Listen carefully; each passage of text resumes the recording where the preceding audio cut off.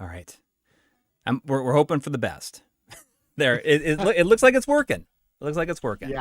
Yeah. Nothing has caught fire yet. my house is not exploded. Yeah. Well, I mean, not only are you out of practice with streaming, you have revised your setup. Well, yes, by building a new computer. Yeah, well, you kind of caught the bug from me. I almost feel bad about it.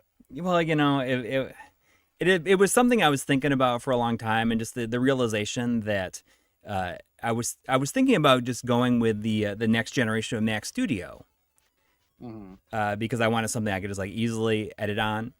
And then it turns out the M4 in that is probably not going to be out until next summer. And I'm like, I can easily build a new system now, and then we'll cross that bridge in the future. If only there was a room to it. You know what? There's nothing standing in my way.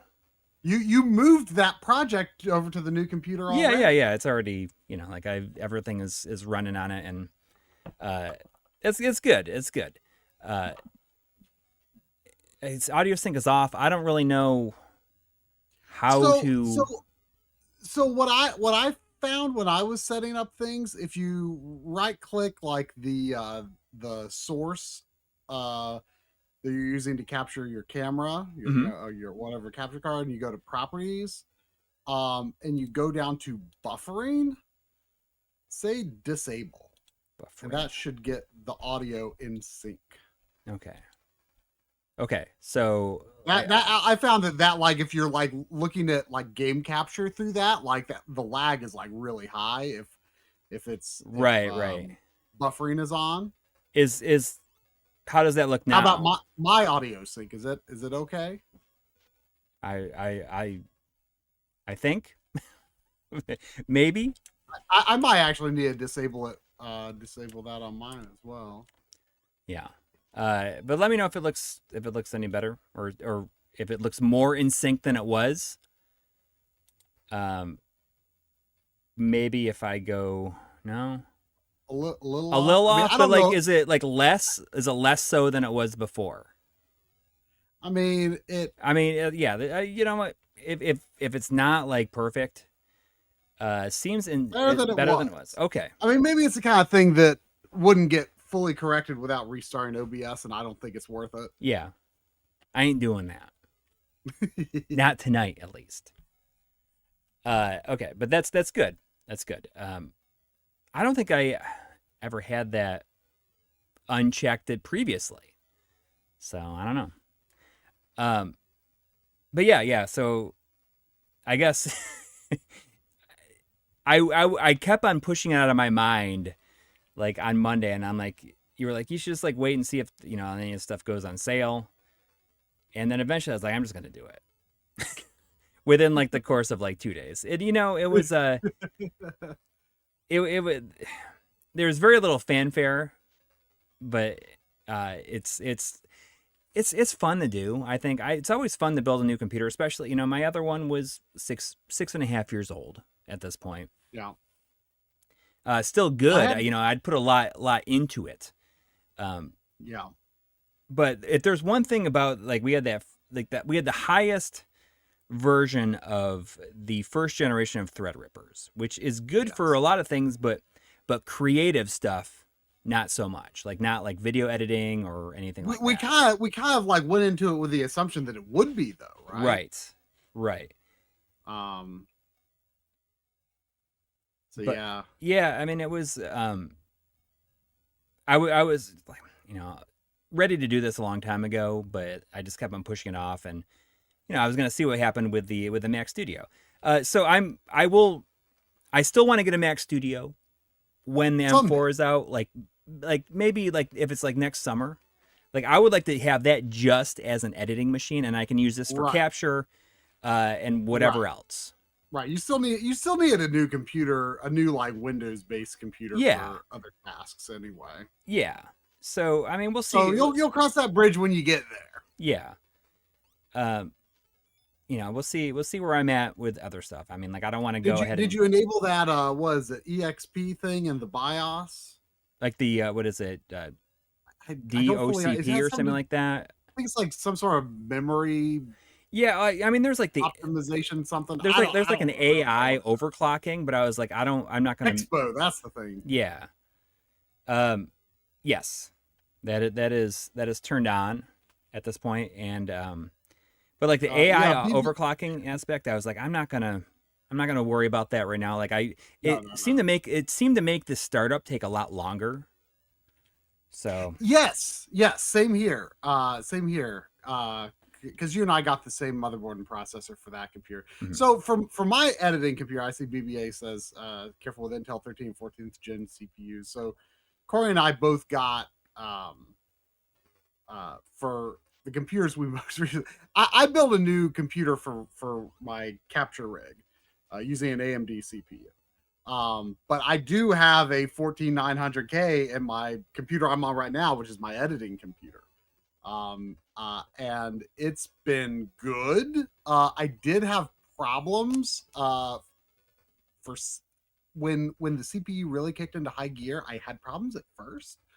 And weirdly enough, like those problems went away when I reapplied the thermal paste. Hmm. Um, like I kind of felt like I didn't do a great job.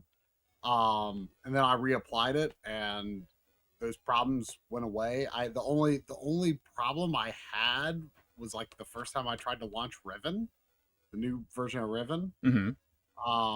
Otherwise it's been really good lately, but I understand by like mid-August, hopefully there's going to be like a some kind of BIOS update that's going to hopefully make it safe so that it's not going to cause issues in the future. But yeah, Yeah. it seems like it's a big mess. But this computer has actually been really good for me.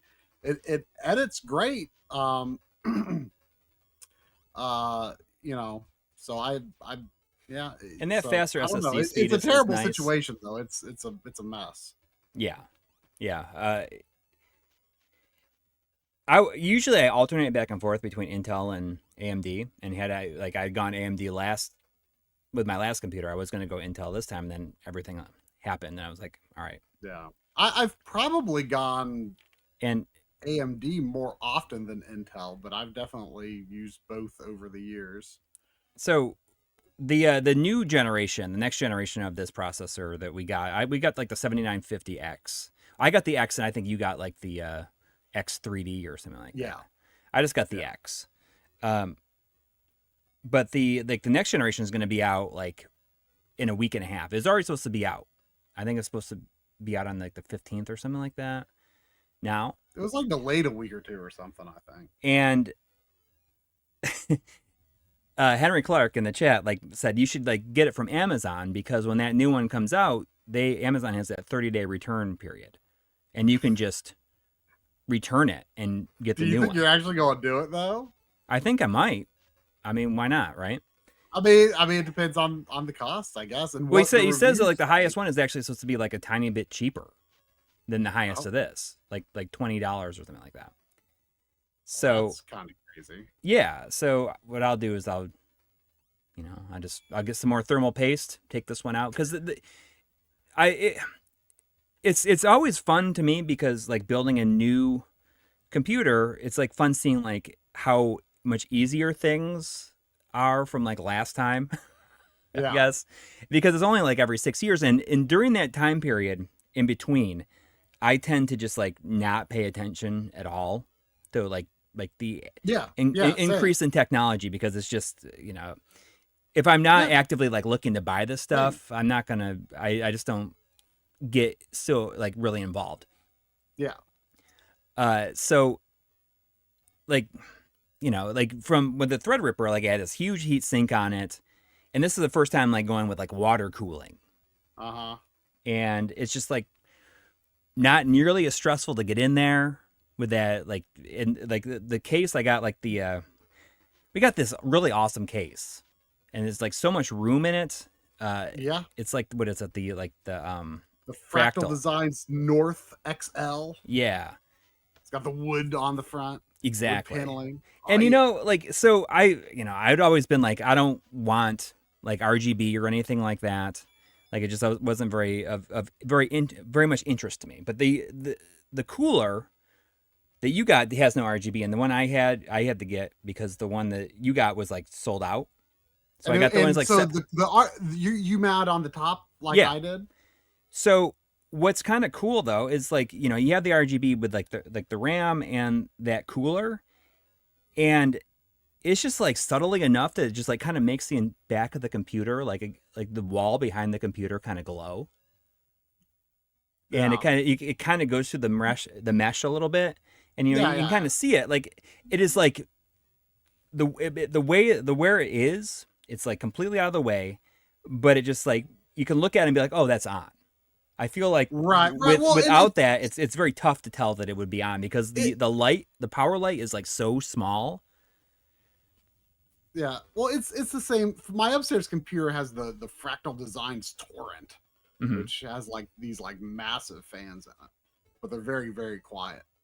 But it, like, the RGB stuff is very similar coming out of that one, where it's like it just kind of creates a glow like on the back of the wall, and it's like not distracting in any way. Yeah. Because there's like a little RGB on the motherboard, and there's some RGB on some of the components. I mean, I'm just not too into that. The one unfortunate thing about how I've got this new one in the Fractal Designs North, I've got the mesh side, and the RAM and the AverMedia Live Gamer 4K have RGB on them. The RAM isn't too visible from where I sit, but like I can just like see that Live Gamer 4K like through the mesh, just like constantly glowing and changing colors. And I'm definitely gonna have to come up with a solution for that. Whether it's, you should be able to turn it off in the settings of. So in the AverMedia configuration app, like, there are settings to disable RGB on the Live Gamer 4K 2.1, the external card, but I can't find the option. I'm pretty sure that I saw it for this one too. Like, I think there might be options though if you use the Rec Central software though, which I haven't downloaded yet. So maybe I'll look at that. Well, either way, like, I feel like it's there, and you can see it through the side, but it's like, it is in no way, like, due to the positioning of my computer. Well, yeah, like, your computer like sits to the left of you anyway, so you wouldn't really. Yeah, for you, it's totally fine. For where my downstairs computer is set up, it's a bit annoying, but I mean, Yeah, RGB is cool for the aesthetics, as the young people say. It's true, but I mean, it just like, I think when the room is dark, if you just like have like a very slow, like I really like to go with like the dark blue lights all the time. Like, that's usually what I use for whatever RGB lights I have in here. Just like having that like kind of a dark blue, it's like very good for the ambiance in the room, I think, if it's dark in there. Anyways, we can keep talking about this, but I'm going to go ahead and start the Alex Kidd and Shinobi world.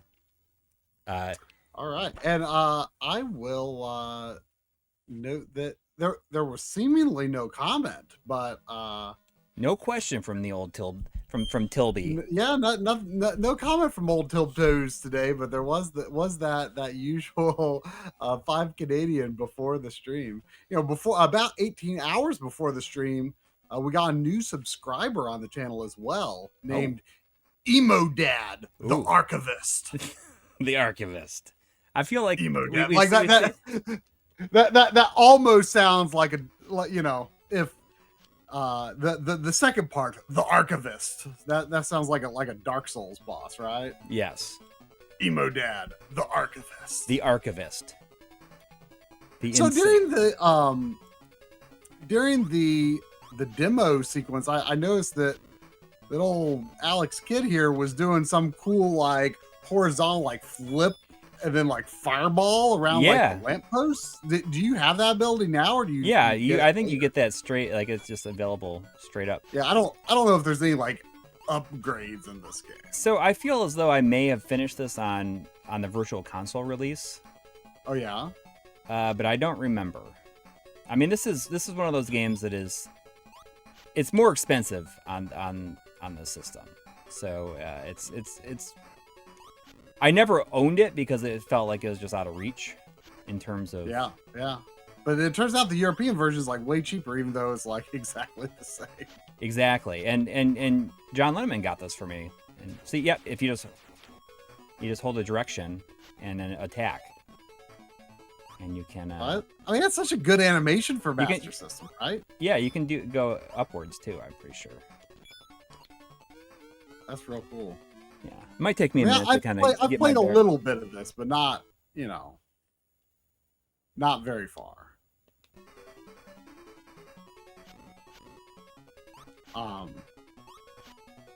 I like the fact that it has the the Shinobi music for this first level. J-Light was wondering where you got the Buc-ee's cup. I mean, I imagine you got it. I got it at Buc-ee himself. Yeah. It was in Colorado, I assume. Yeah, the one outside of Denver. It was quite an experience. Like it was. I didn't realize that they were. Like they started in Texas. There's like a million of them in Texas, apparently. Like judging by the shirt that has all the locations. The locations. Yeah. But yeah, it's a very very cool place. Surprisingly, very like it was. I mean, obviously a bit of a tourist trap. Yes. But... Well, no, I don't know. I like I'm getting a feel for this still. I just feel like I am doing very badly. What controller are you playing with? Are you playing? I'm playing with the Crix Joys. Are you using the Power Base Mini? I'm guessing Power Base. No, I'm playing on a real Master System. Oh, okay. But yeah, there's a whole bunch of them like outside of Texas, but it's only started to like appear in other places in the last few years, I think. But if you're on a road trip, I think that it's a pretty good place to stop into, especially because they just have a lot of stuff. Well, I mean, your wife said that it's the best brisket sandwich she'd ever had. Yeah. I mean, I gotta get me some of that. Next time because there's, if I go somewhere in Tennessee or I go to your place or something, I should pass by one around Knoxville. I think. Yeah. So I gotta get that best brisket sandwich, for sure. It's I'm no connoisseur of such a thing, and it was fine. the Buc-ee's the Buc-ee's nuts or the the what is it, beaver nuts? Yes, I was saying that I thought, was it beaver bites? I feel like it's beaver nuts. Well, I don't remember. I mean, you brought this up last week. Yeah, I was saying if anyone lives near one, they should send a package of those beaver nuts to your P.O. box just so you can try them sometime. You think I'd be into it, huh? I probably. I mean, it's kind of like caramel corn in a way. Yeah. But I thought it was very funny that it's like puffed corn, but it's like the bag is it's real heavy, which means that there's just like a lot of stuff on those things. But very, very good. They're very good. We got 2 bags of them. We ate them while we were driving, and you will sugar crash having them for sure if you have too many.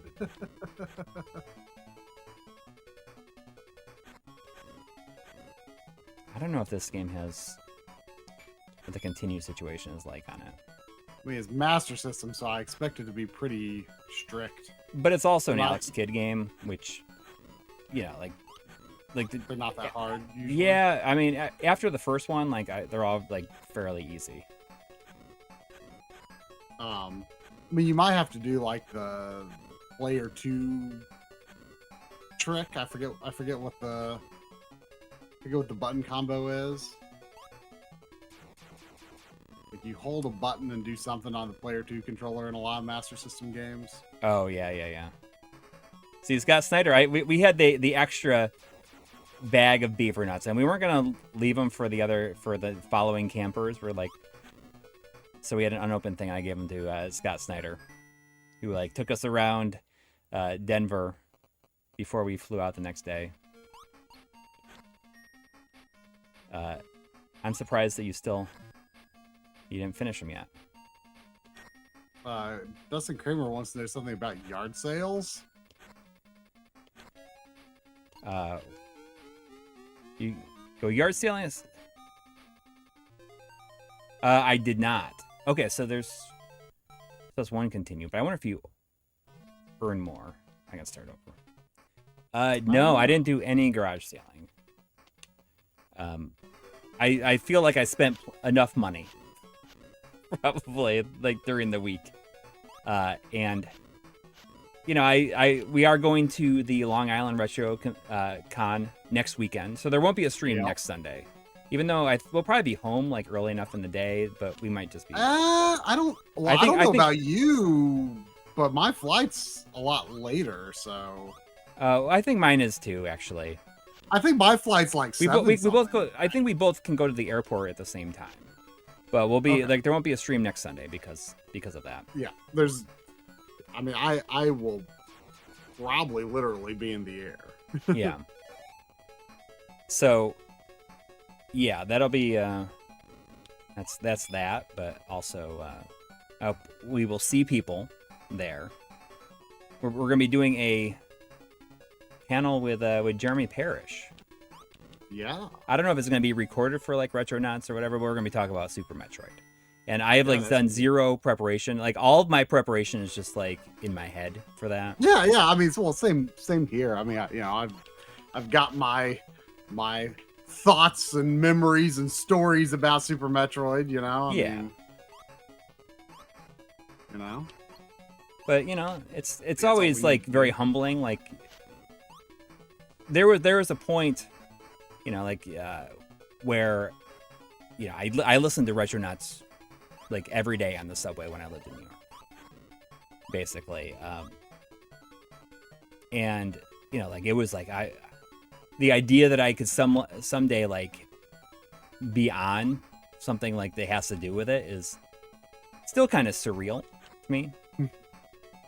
I would like, I don't know if they've done it, because I know they revisited like Phantasy Star. I wonder if they've revisited Phantasy Star 2, because that would be like, I would just like to be like on an episode about that. Mm-hmm. I'm sure you could ask.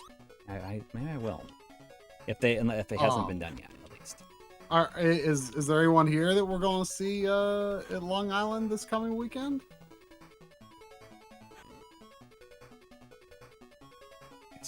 Oh, let's see. It looks like Joel Saravia. Oh, nice. Will be there. Will you guys be answering any questions? I mean, I have no idea about the panel itself, but as far as I know, we expect to have like a table. So just like come on up and chat with us. Yeah. I mean, I think they are seeing about getting us a table. I don't know if we might have been sharing one before. I mean, I know the last time we shared one last year. Well, or like in 2019 was the last time we went, actually. Well, yeah, I'd say last year. The last time we were there is what I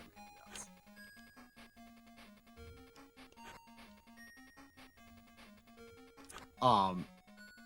Yes. I feel like we might have mentioned this last week, but I will be at Retro World. Kind of a last minute thing, but I will be at Retro World 2 weeks later. It's gonna be quite a bit of travel.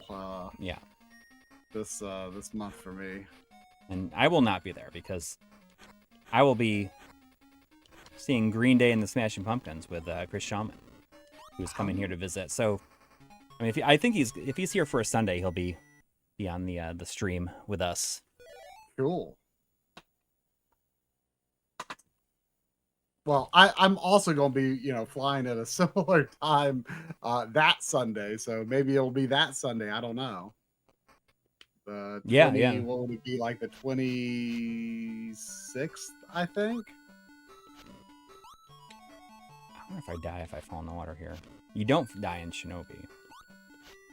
Oh, this is like Like, it's like Shinobi. Shinobi's level 2. well, okay, yeah, you're right, it is like Shinobi's level 2.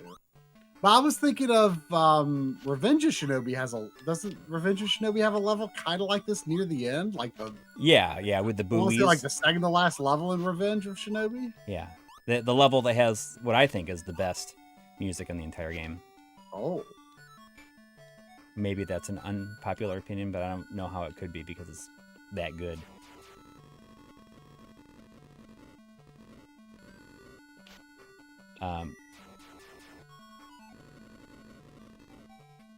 But yeah, I wonder if I mean this game was probably made after Mario 3, I'm guessing, but I'm just looking at like for sure. the shiny glow on the bricks. Like, let me look up when this came out. This is definitely after Mario 2 or Mario 3. Sorry.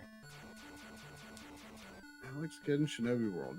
Yeah, looks like 1990.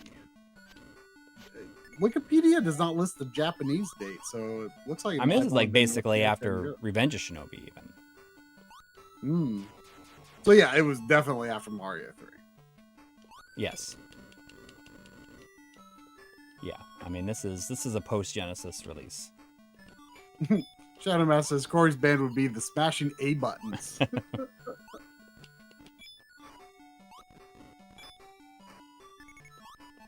But yeah, I mean, I'm definitely looking forward to Long Island, even though, like, you know, I just got back from a trip, but it's gonna be fun to go back out on the road again. I mean, there's a lot of cool people gonna be at this one. Yeah, we're gonna see. I mean, our good friend who is like there, or we met him at Milwaukee, LGR. I'm excited to see him. Oh yeah. And he's going to be at Milwaukee last year. That is. Yes, he was not there this year. But he's going to be at Retro World also, so you get to hang out with him again. Yeah. But of course, I'm very excited because Tim Rogers is going to be there. I'm excited to see what panel he's going to do. And I mean, that makes sense. I mean, he lives, you know, in New York, so why not? But Frank Cifaldi will also be there. So I wonder if I'm surprised that they're not like doing something together. Or I mean, I'm pretty sure that Alex Jaffe is also from Insert Credit Podcast is like in New York. I'm surprised like the three of them, like they didn't figure out a way to get Brandon Sheffield to go and then do Insert Credit there. Maybe it was discussed and just like did not work out. Oh, jeez.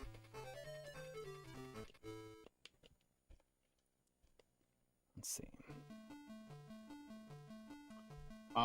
Frank Boris is asking if Sane slept much after the busy anniversary day. Yeah, we did. We did a kind of a weird year to do it, but we just like hadn't we hadn't done a marathon on the Backloggery in forever.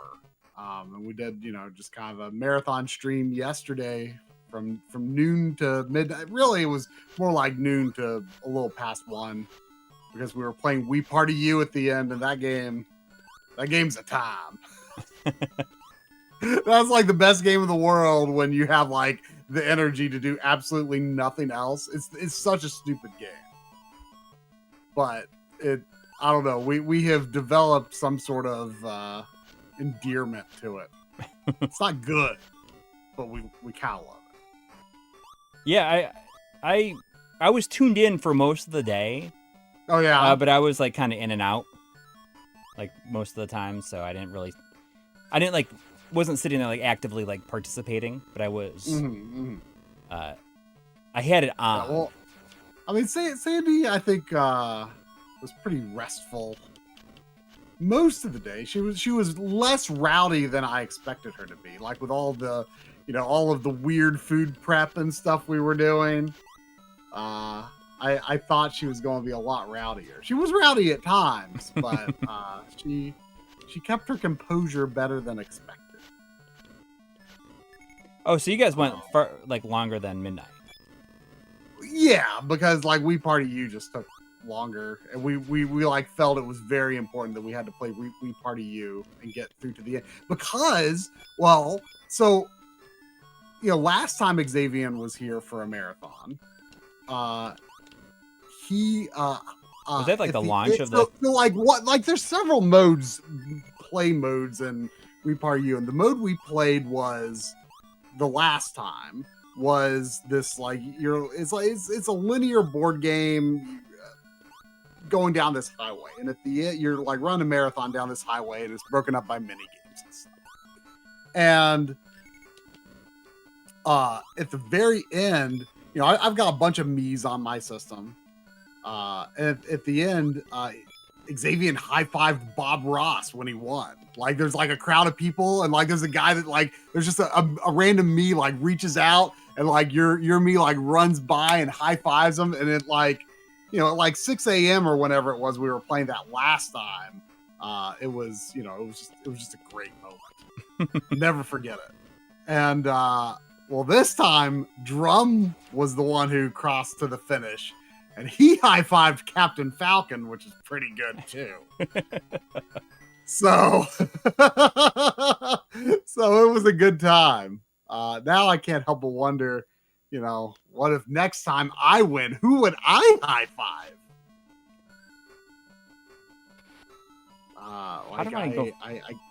I can't even imagine who would be like the perfect high five for me among the Mii's that are on my Wii U.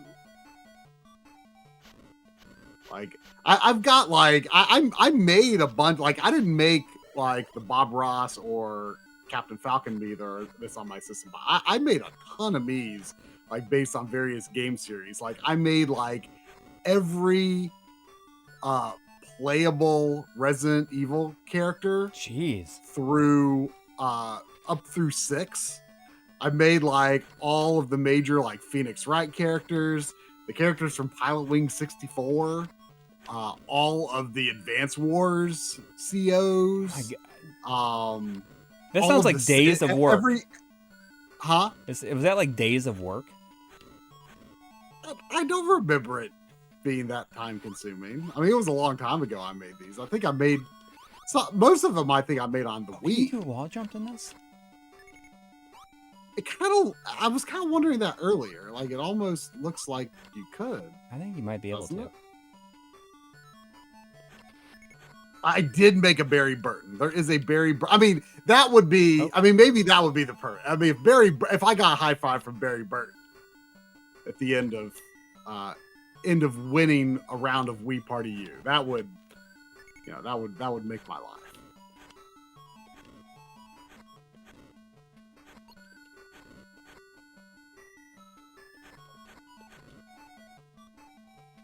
I'm like deep underwater here. It's like like I mean, I've got, I did, Jill, Chris, Barry, Rebecca, and Wesker from RE1, and then then like the playable characters from all the other Resident Evils, and even like the random like one-off characters from Resident Evil 6.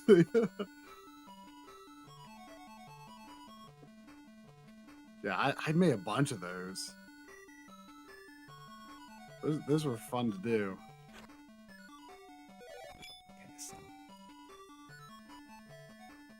Yeah, even those like, and I couldn't even recognize some of the more generic ones from Resident Evil. Like there's like the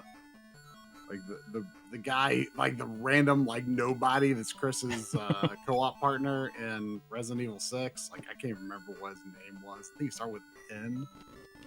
Oh gosh, I don't even remember. Oh, I just got 2 left for life. What was that guy? He's like the most generic looking character in the series. No, he'll never be seen again. Mario 1. But like all of the main cast from Resident Evil 1, yeah, I made all of them.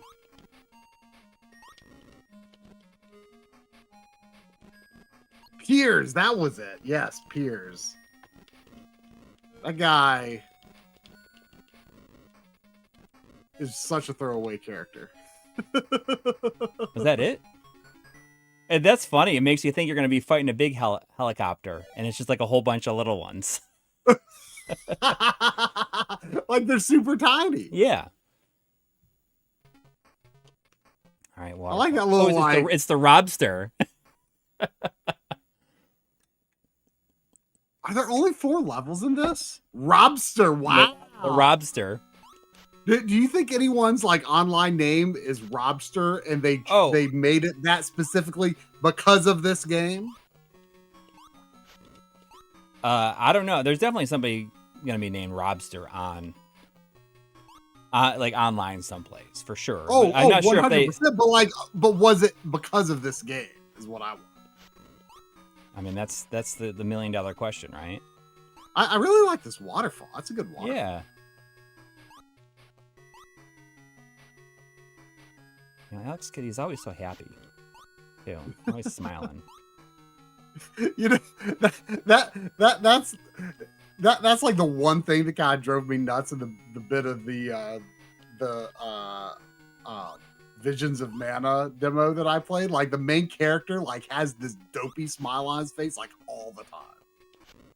I downloaded and played the demo. But I only just got a feel for the controls, and then I just like stopped. I didn't really even pay attention. Yeah, I just wanted to see how it felt to play, and I don't know. I'm pretty excited about it after that demo.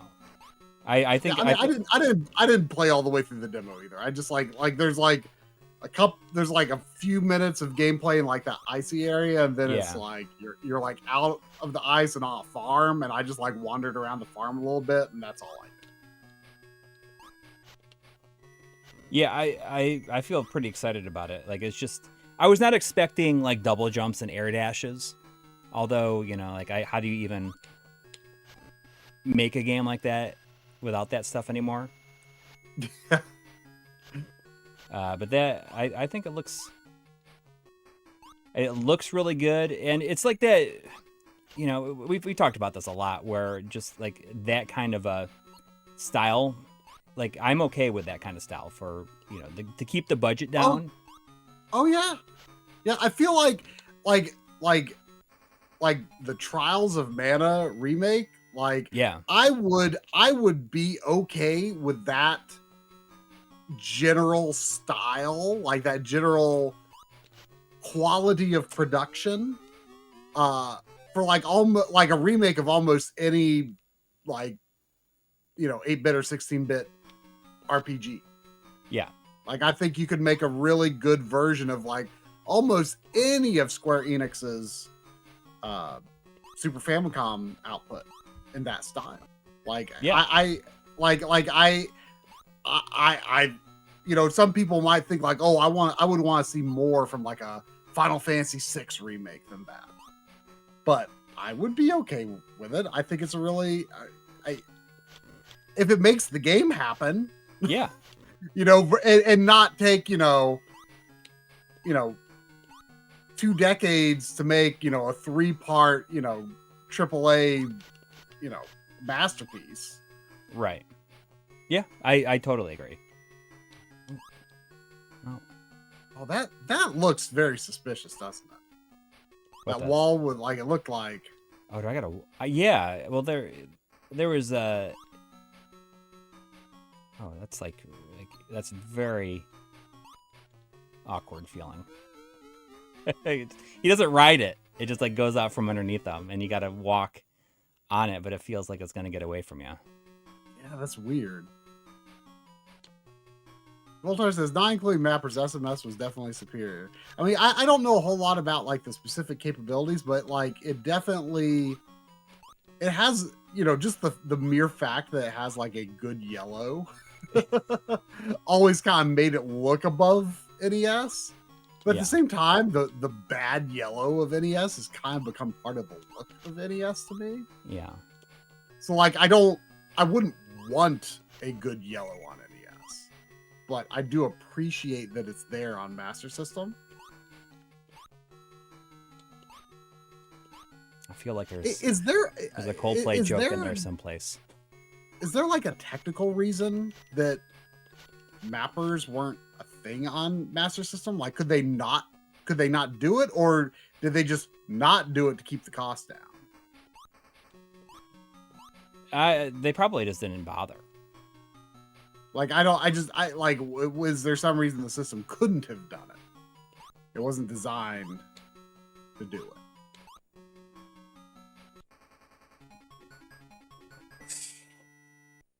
I don't know. We're gonna find out what Robster looks like, though. The old Robster. Ooh. The rock Robster. It's just not to the same degree as the NES because the hardware was already capable. I see. Very low vertical resolution for most games, though. Is that gonna be it? That was it. I feel like the first level was like the toughest, the hardest. Yeah.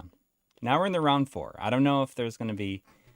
If there's going to be something beyond, yeah. Yeah, I would be surprised if. I would not be surprised if there's a round 5 and it goes to the next. Oh, Hanzo. Yeah, 4 levels would be real short. Well, they probably weren't trying to. They just, wanted to get it out at this point, probably. Or just didn't see a lot of reason to really, to put a lot of effort in.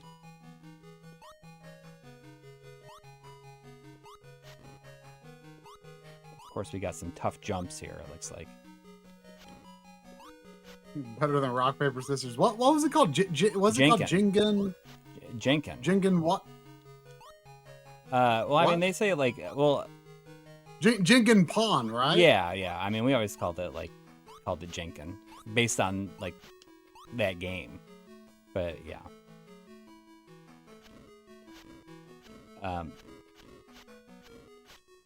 See, I feel like Jenkin Pope. Is that it? I think it's Jen. I mean, I guess like that's like the real name, Leroy Jenkin. Yes. Yeah. Well, I mean, it's like the actual Japanese name for rock, paper, scissors. Yes. Whatever it is, I don't. Oof, man, this is like.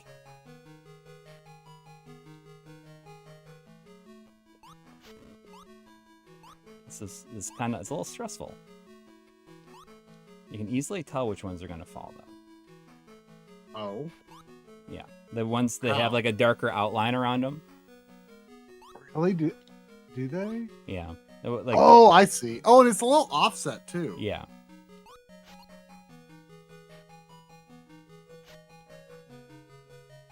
I see. It kind of makes me think of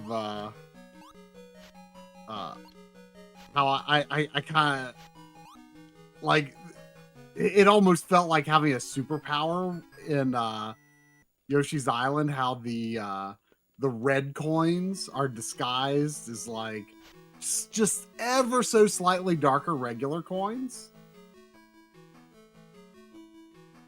And I was like, man, I really feel like I've got a sense of like something like which ones are the red coins. Like it feels like they're a little darker, but they can't be. They got to be the same. But even on that, that crappy old TV, it the difference you look at now is like really that the red coins are a different color. So maybe this is the last level. It looks like you're on a boss rush. Yes. Wow, short game. Yeah. That's okay though. I mean, yeah, nothing wrong with that. Let's see. I mean, I'm gonna run out of continues. Some games scare the heck out of me, so I'd gladly take something that's like an easy beat. Yeah.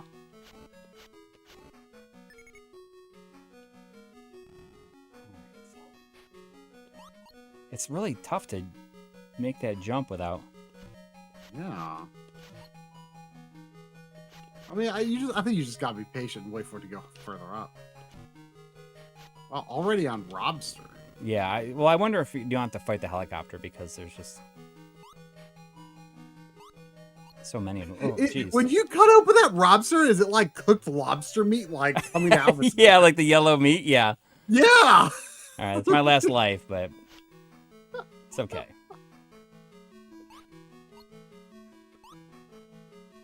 Yeah, I mean, you know, if you don't get it, I'm not gonna get it because of this. You can get back here. You can do it. This is like, come on. Ooh.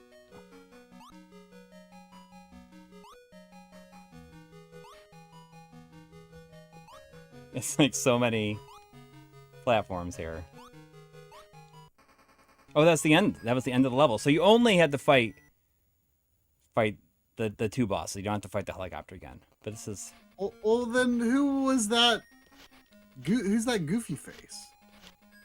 Oh, you're fighting him now. I see.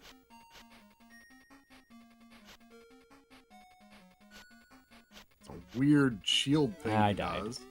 Yeah, I mean, I can't imagine. Did you even get through I to did him? not. I did not. No, but I bet I can hit him in the air. But it doesn't matter. I won't get another shot. I gotta start over. It's okay though. It's, you know what? It's 9 o'clock. We got all the time in the world. Ooh, Frank Bohr says, try looking forward to playing Panzer Paladin. How's the difficulty comparable to any NES game?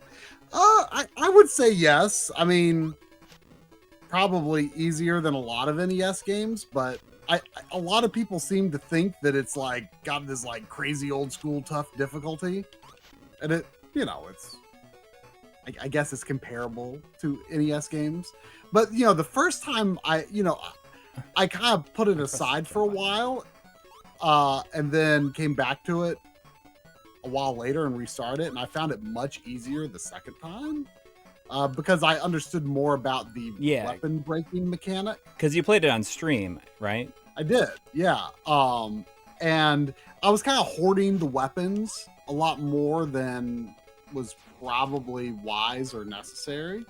You really should like, so there's a button that you press to break your weapon, which does like a magic spell. It could be recovery, it could be an attack, it could be a lot of things. And you know, you can hold a lot of weapons and you get like all of your upgrade. If I remember correctly, I think you like consume weapons like between levels at like the shop to upgrade. And you know, I was fully upgraded by like halfway through the game. So you don't need, like, you can use weapons pretty willy-nilly if you want. You should, I mean, you know, don't go crazy, but don't be afraid to like break your weapons and use them for spells, because then, you know, you could get a weapon's durability kind of low and then hang on to it use it to cast a spell. Like it's you know, you're very much meant to like, in a lot of ways, like, you know, as much as people complain about like Breath of the Wild weapon durability, I think when you go into it with the mindset of like, you know, trying out, like, it forces you to try out a bunch of weapons, which I think is exciting. And it's not exactly the same thing, but it's a similar thing in the sense that you know, you're encouraged to like, the fact that it's, you know, that weapon is going to, you know, either just, you know, become useless or something, like you should use it, you should break it to cast the spell. So the game became a lot easier when I restarted it, and while understanding more about that weapon breaking mechanic and how, you know, valuable it was to use it. Yeah, I mean, I would say it's broadly comparable to, you know, difficulty of a lot of NES games, but it can be made easier if you utilize those kind of extra mechanics.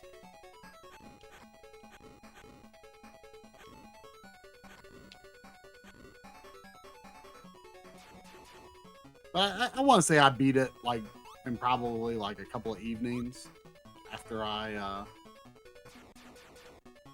restarted it.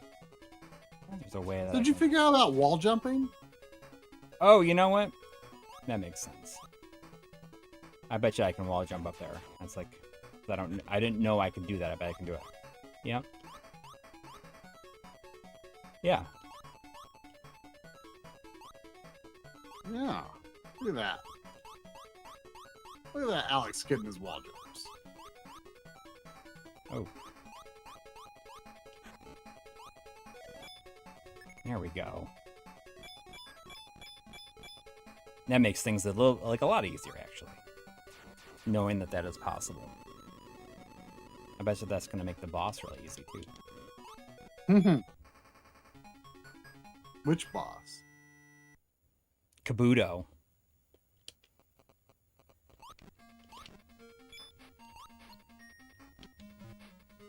Actually, I still died on him. Look at that moon, though. Yeah. It's happy, I guess. Just gotta just pound him with this stuff. There we go. Yeah, so if he just unleash on, like, go crazy on him at the very beginning, then he can't even get an attack out.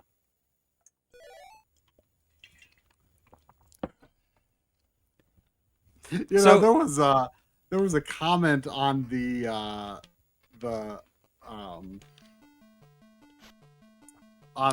marathon video that we released this week.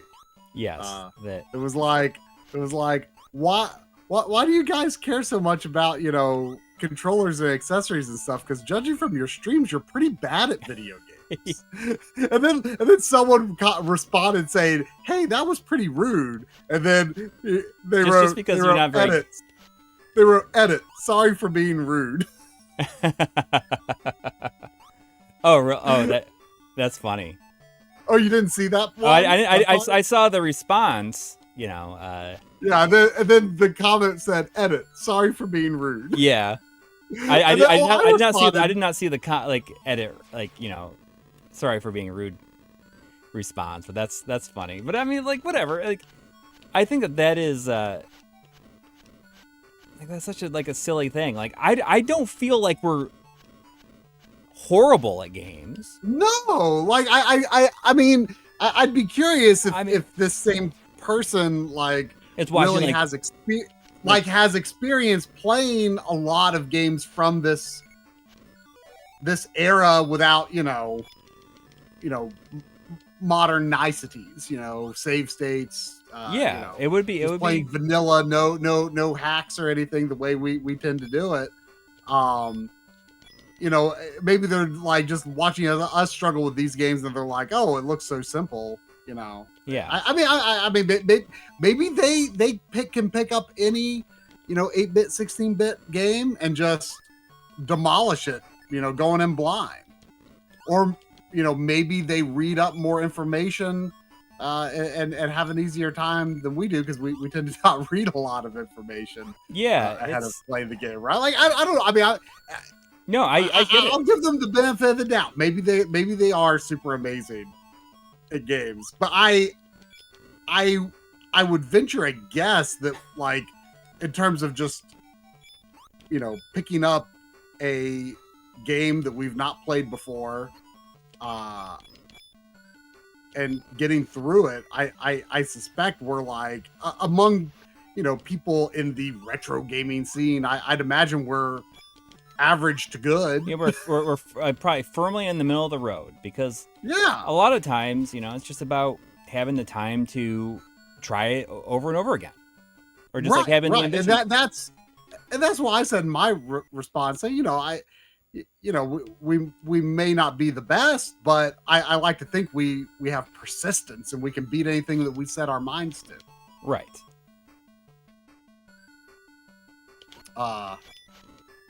And I think that's what people like about watching both our streams and the Backloggery streams. A lot of the times, it's like, you know, instead of just figuring quitting after you game over, like, we try again and eventually get it right. Yeah. Sometimes we don't, since, you know, we try to keep this to be like. I mean, did you ever finish the Ninja Turtles? No, that is so hard. We thought about having me do it on the marathon yesterday, but it never came up. We had grand plans for how many things we might actually get to yesterday, and we didn't ultimately get around to that much. And since Xavier was here, you know, it was kind of fun to play some like party games too. You know, we played. Well, it'd been a long time since he had been there too. I mean, does he well, live like I mean, he was California here earlier this year, but we all just we played like Itadaki Street on PS4. But you didn't. Did you stream it? It was the first time he'd been around for a stream though. Yeah, I mean, but we played you know, we played Mario Party Superstars. We played Itadaki Street. We played We Party You. You know, so we played stuff like that. Xavier got near the end of Resident Evil 4 Quest version. Like during the stream? During the stream. So yeah, well, that's such a weird thing because I feel like I've only played through Resident Evil 4 one time. And really? in my mind, it was like so long. Oh, it is a substantial game for sure. Yeah. I mean, I do have the remake, but I have not played it. Yeah, I don't even know if I've installed it. I see E.W. Rooney saying, I don't think that person has seen you play Super Mario 64 try. They haven't seen you at your best. But see, here's the thing. Like, I feel like most people would not be terribly, well, I say most people. I mean, speedrunning is very popular, but do most people watch speedruns? I don't know. I don't really pay that much attention to speedrunning. I think it's very impressive, but it's just like not what I think it's awesome. I have a ton of respect for it, but like I just don't watch a lot of streams, so I'm not like really invested in that. Like, the only reason I don't watch a lot of streams is just because you know, I can't multitask, or, you know, whether for pleasure or for work. So you know, I'll get nothing done if I end up watching streams. So I don't watch streams often. So you know, so I just don't know a lot about that community and what goes on, but you know, people broadly seem to be way into speedruns. And it's very impressive, but you know, I don't know speedrun strats. I don't really want to know speedrun strats. I just want to play Mario 64 the way I played Mario 64, you know? Yeah, and there ain't learning the tricks that me and my friends figured out on our own back in the day, right? Right. And it's nothing fancy compared to what people know how to do today, but I just enjoy playing Mario 64 my way. And I bet you there's something hidden in here. I don't care to learn the crazy strats for my own playthroughs. But most people, I feel like, would consider my way not that impressive because people have done so much better. But you know, at the time that, you know, we started streaming on the Backloggery, especially, like, you know, people weren't doing that kind of stuff so much. And, you know, if you know, were good at one game, you know, I think that was pretty impressive. Or just in general, I feel like a lot of people at that point were already like, oh, you know, NES games are too hard. You can't play through those without save states and stuff like that. And no offense to anyone who does choose to do that. But I think that was the mindset where it's just like, oh, you just can't do that. You can't do that. You know, people don't go through NES games legit anymore. You can't do that. Why would you do that? But I wanted to do that. And, yeah. You know, and that's just how I like to play through these games. And yeah. And there's nothing, you know, even if it means, you know, bonking my head against the wall for hours and hours and more than one stream on end or multiple evenings of my own time, like, you know, I like trying to go for it, and I like doing it, you know, by the vanilla rules. Yeah. And you know, like I do my best to do the same thing, but you know, like there's some times where I'm just like, you know, I just want to like enjoy this for what it is, and like I will, like, I'll switch to easy Absolutely. when it comes, like if I have trouble with it. But at the same time, like, you know, like games that are hard, I don't mind it. Like, I mean, I completed Stellar Blade without changing the difficulty level. Mm-hmm. And, you know, like I found that very rewarding to do so. Mm-hmm. Yeah, I mean, it totally depends. Like It depends on what I'm in the mood for and like what you know, what the kind of was game it? that I want to play, how I want to play it. I'm trying to remember what it was. There was something a couple of years ago where I was just like so uninterested in the gameplay. And Is it not Ni no Kuni? No, but I should have. See, that's a good example of the game. Like the first example of like me, making it right. Like because I never finished it, and if I weren't so hard-headed about playing on normal, I would have liked to have continued that. I should have.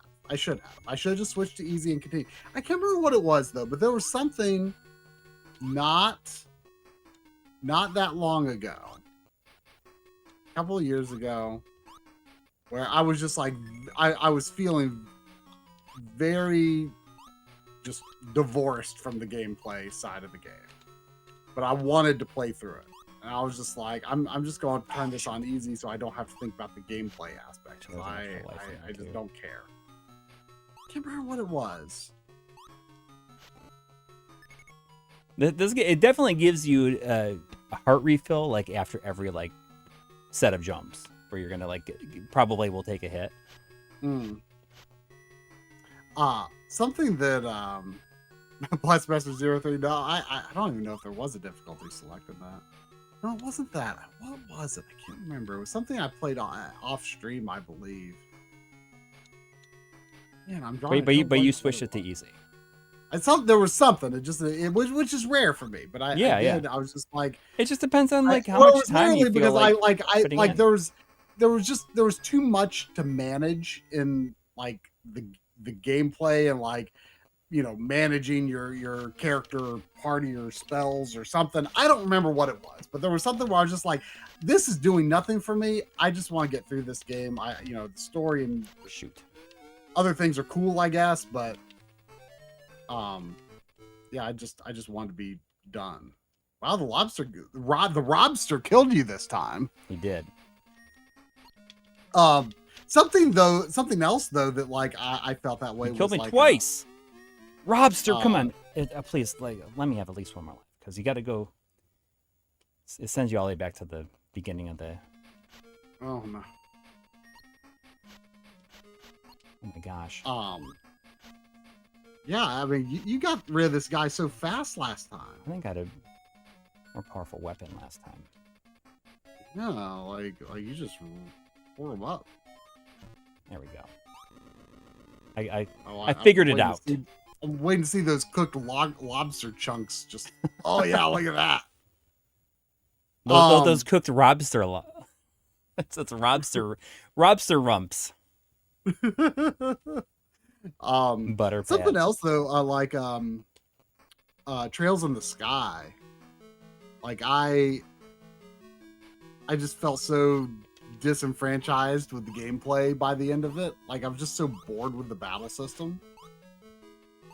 And I just, that game had this thing where each time you died on a fight, you could just like immediately continue, but it got easier each time. And sometimes like just the mere fact that stuff happens, like can cause me to be disinterested in the gameplay. Like it's weird. Like it's not a feature I have to take advantage of. Why? I feel like my jump button is not, like I was hitting jump. Sometimes the fact that it's there my B button makes me feel like, oh, my it 2 doesn't button matter. Not doing. A bit earlier, hang on, I'm scrolling up. Video Game Obsession was asking, do you consider this to be more of a Shinobi game with Alex Kidd added or an Alex Kidd game with Shinobi added? I mean, that's a good question. I feel as though there's a lot of aspects to it that make it feel more like it's more of a homage to Shinobi than the other way around, I guess. Yeah, but you've got all like these bricks and stuff. Yeah. I mean, I'm not a big Alex Kidd guy, so I couldn't really say for sure, but it does look like an Alex Kidd game, but it you know, it has a lot of references to Shinobi, obviously. Yes.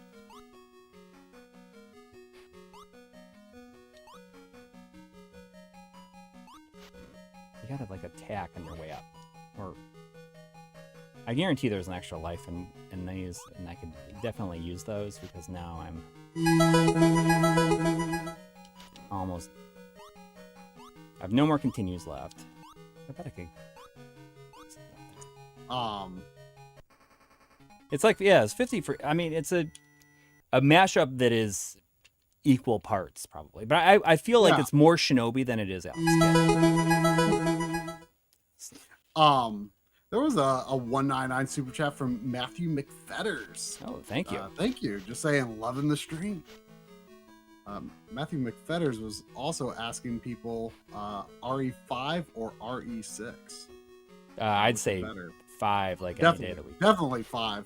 Like 6 has a lot of interesting mechanics actually, but you really need to like read up on how they work because the game does not telegraph to you like some of the cool things, like the ways you can like dive and get on the ground, and like you can do like a jumping shot back and like get on the ground. It's kind of awesome. And then also like the shortcut for mixing and using healing items quickly is kind of not really telegraphed in game. So it's actually quite an interesting action game, but it's not a great Resident Evil game.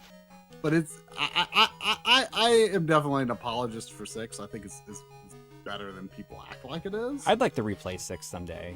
I've only played through it like that the first time, and I haven't since.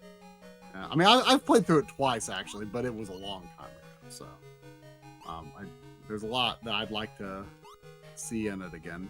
But 5, I still think is one of the best co-op. It's maybe the best online co-op experience I've ever had. Like multiple times, like playing with several different people. Like I have had so much fun playing Resident Evil 5 online. You know, the core gameplay is basically exactly the same as Resident Evil 4. You know, the overall direction and flow of the game is different. But like the so core, you get like a few seconds before he does like his jump. You get a few frames to like run in there and get him. Last life, but the core mechanics of Resident Evil 5 are basically the same as 4. So, you know, I think a big reason it got a lot of hate was just because Gears of War existed, and people were just like not okay anymore. Shoot. With, okay, like, I got him once, but not being able. Yeah, to do it again. Shoot. I feel like my C button is not working very well. Like I have to really press it hard. Uh-oh.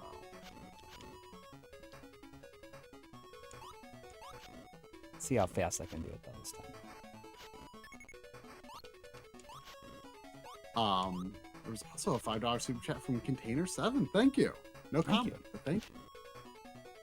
Video Game Obsession was also asking, did we play the Alex Kidd DX game? I found it to be extremely bad. They doubled down on the awful hit detection and bad level design instead of fixing them. I'm pretty sure I finished. You played through it on stream. No, you played through it on stream. I had played it previously. Oh, okay. Yeah, I mean, I'm pretty sure I finished it. I mean, I didn't think it was no horrible, Alex Kidd, but it was aficionado for sure. It was definitely flawed. Yeah, they patched in a lot of like conveniences after the fact. But I don't know. I didn't think it was horrible. No, I there's some qualities to it I enjoy. Yeah. But you know, I don't know that much about Alex Kidd in general, so I don't really have a lot of preconceived notions for what it should be. Yeah. You know, the whole 50 hertz thing is definitely unfortunate. but it's in I general forgot not a about that. game. It's not a game that moves at a pace where that bothers me, especially. Like, it just depends on how the screen scrolls and like how quickly you move and stuff like that. Right. Whether it bothers me. I mean, it might bother me a little bit, but whether it like has a significant impact on how I feel about the game. Not especially so in that case, I would say.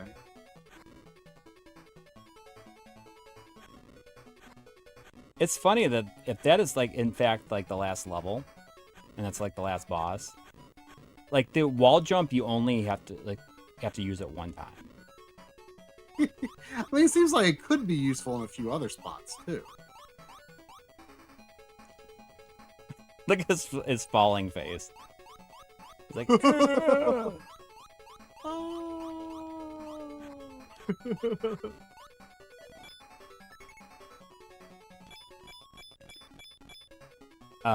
yeah, I'd forgotten that they had the issue with the 50 hertz. Yeah. I mean, it's certainly not.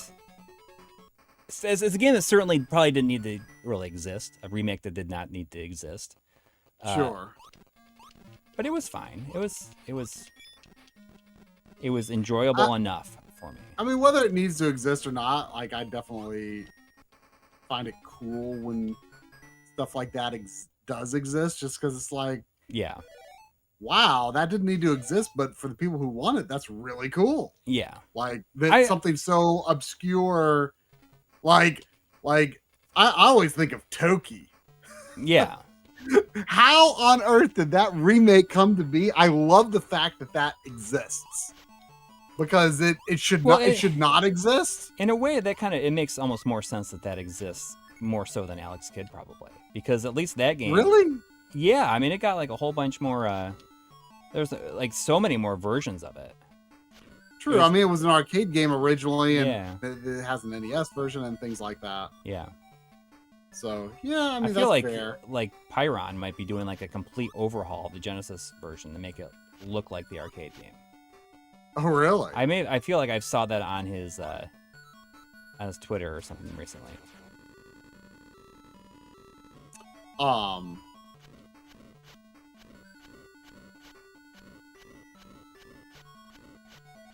See, there's $2 from EW Rooney. $2 super chat from EW Rooney, saying that my ROM hack videos your got ROM me into hack that did scene. got me into that scene, Corey.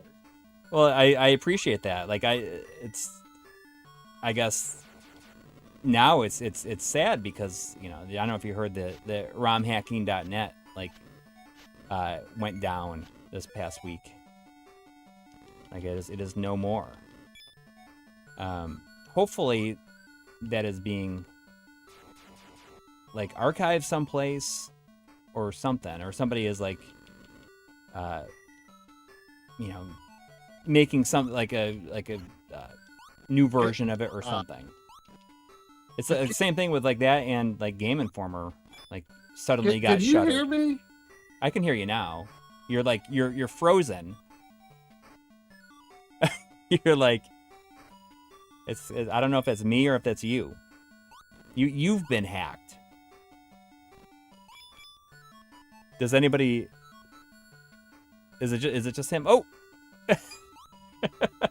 one frame of him. We got one frame.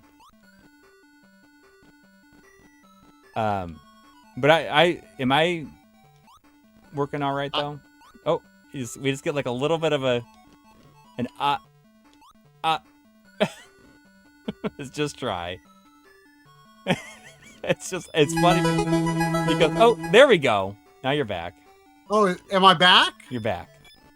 Okay. I don't know what happened. Like, the stream kept playing fine for me, but I could see that I wasn't like, you know, my image was not updated. You were sounding like a robot on my end. I don't know if you were hearing. No, I all I heard from you was like every like few seconds, like an but Yeah, I could. You were obviously talking about romhacking.net, but I didn't really hear any of it. Like Discord had a big burp. But yeah, I mean, you heard that romhacking.net. Yeah, like I mean, it sounds like such like a. I mean, it's not even worth speculating because it sounds like such a confusing situation. Yeah, I mean, I didn't really pay too close of attention to what actually happened, but hopefully that stuff has been archived someplace. Yeah, I mean, hopefully a equivalent site comes around because that's like the only place where I personally knew to like go looking for that stuff. Like something I want to stream really soon. It's been on my mind for a while. Is I want to stream that Kirby's Dream Land 2 DX. Mm-hmm. And where would I get that other than romhacking.net? I don't know. I haven't visited it since the news, so I'm assuming that it is indeed still there in its read-only capacity. But that was where I was going to go download that and create, a ROM for that with that patch. Yeah, I'm sure that somebody will, pick it up from there. That was an extra life before. I wonder how to make that an extra life. Yeah, that's a good point. I mean, probably just random. Yes, my Discord avatar, or like all of my like public persona avatars, is Alex Kid eating a hamburger. Yeah, with the exception of your PlayStation Network, which is Arthur from Ghouls and Ghosts saying, "Where them cookies at?" Yeah, where them cookies at? So, upon like logging into the Xbox store last Monday, before it closed down, I like ended up getting a few other things. I got like I didn't realize I could buy the Mushihime Samafutari black labeled DLC like on the US store. Since the game is region free, it's just like you could still buy it and download it. So I did a few things. Can it really be a black label though if it's a digital copy? Well, that's just like their it's an arcade mode that was DLC only. Unfortunately. There we go. But man, it's I did see that feels like 2 weeks ago. Yeah, it was not. But I did know that I said, what is my avatar saying? And it said My Life in Gaming. But if you look at my profile on there, it does say My Life in Gaming, and then in the 2 spaces down it says Where Them Cookies At. Okay. Okay. So. Oh, looks like, am I frozen again? No. No, I don't think I was. I think I just had my mouth agape in a dumb way and didn't even realize it. When you were talking about your avatar, I'm like, oh. Like, where are them cookies at? Where are them cookies at? I mean, that's a good question, right? It's always on my mind. But yeah, I mean, it's actually kind of neat. Come on. Like there's a lot of empty space, but I appreciate how clean the 360 dashboard is now. Yeah. The store stuff is gone. Like there's this big it's 3 pages now. Yeah, it is like weirdly nice. Yeah, because it's like it used to be so many RB presses to get over to like the settings page. Yeah. And now you tap RB twice and you're there. Yes. And like the Bing, like you hit LB Bing. and you hit LB and you go to the Bing page that had like the penguins on it. That's gone. Is Bing still a thing? Oh, sure. I mean, I mean, what is this enemy? Like, it just doesn't even do anything. It's just like, that's literally what it is. That's this thing in its entire existence, is sitting here looking back and forth really quickly for eternity until it dies.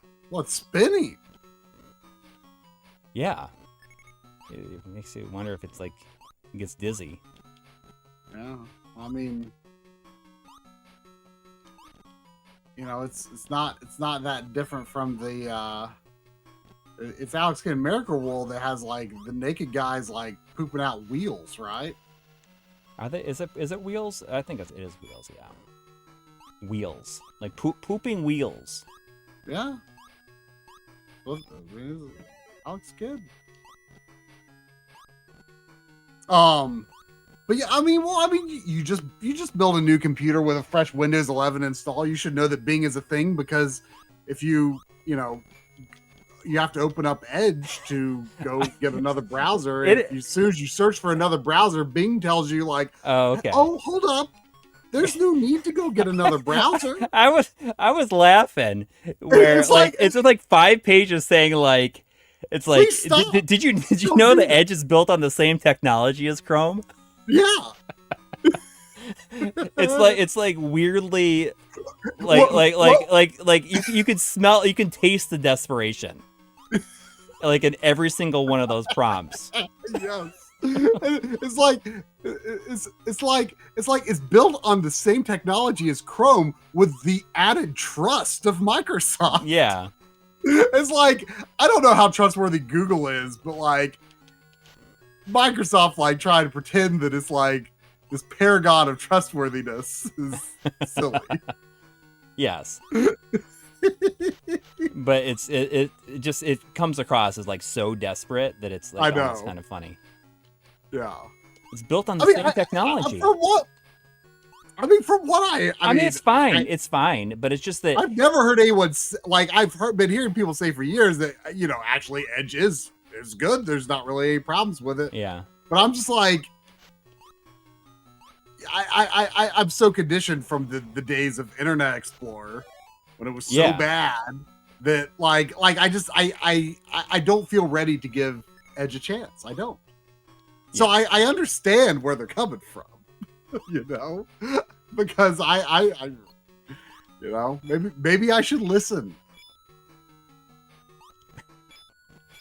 But the thing is like everything is like on it's on my Google account. So the idea of, like having to like resync everything over to that just doesn't sound like something I care about doing.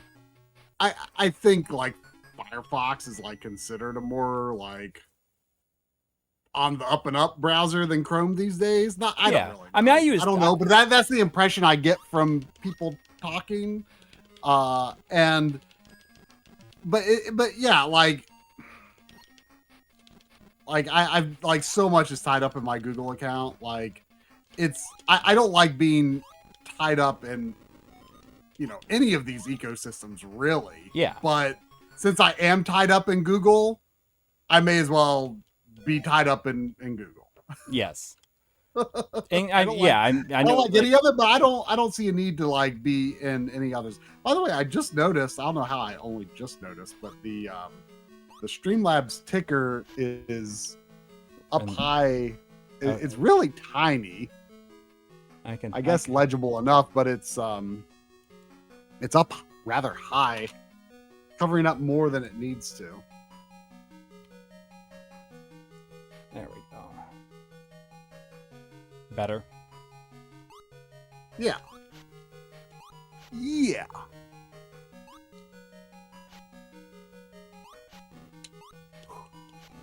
So I think I figured out why I was getting extra lives. I think once your life is maxed, every single heart that you can pick up is an extra life instead. Oh wow, that's awesome actually. Yeah. That's actually kind of, I like that idea. By the way, speaking of Microsoft like being desperate and trying to shove stuff in your face, does anyone know how to just get rid of Copilot? Because so on my computer I'm on right now, it's not a problem. In fact, it's not a problem. And look, I'm looking at it right now. Copilot in Windows Preview is actually there on my taskbar. I never even got rid of it on this computer here, and it's never coming up and being a problem. Well, on the new computer downstairs, I like have it disabled from the taskbar settings. I disabled something somewhere in Microsoft Edge, I think. Like I disabled everything I could read about online about getting rid of it. And like during yesterday's marathon, it was constantly coming up unbidden. Like it was constantly coming up. Yes, Henry Clark. But that icon is here on this computer. I never hit it. And it doesn't come up on this computer. Like it doesn't just like come up unbidden. But on the other computer, I did that. And now it's just like constantly coming up without asking for it or anything. And you were telling me, Coury, that you saw it in the programs list for uninstalling. Yeah. I looked for it. I didn't see it. So I might have already done that. And it's still coming up. Like, I kind of feel like the wireless keyboard on that computer seems to like maybe sometimes do some like kind of phantom inputs with like the connection is unstable.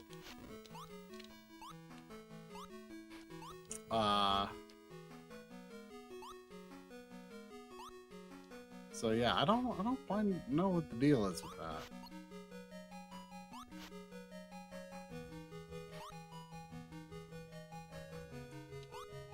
No, there's just this whole like it takes up like the entire like right hand quarter of. Was it doing something? Because I had something happen where I had like a giant animated GIF on the bottom half of the screen one time. But I think that was like an Asus thing. No, like it's just this whole thing that just like pops up on stuff. Oh yeah, that Asus like armor crate thing that took like forever to install. Yes, it does. But I couldn't get any kind of I couldn't get like connect to the internet to install. Cool decision. To install Windows 11 because it makes you connect to the internet. There was a notification that Saints has been a what is going on here? I'm falling apart. I didn't die until like this last area, and it's gonna send me. Oh man. The notification says has been a member for 42 months, saying Rage Against the Machine. For some reason, oh, that's weird. Okay, yeah, for some reason, in our other like record of super chats, Dad1153's appeared after Zane's dad's. Even though it came well before in the chat.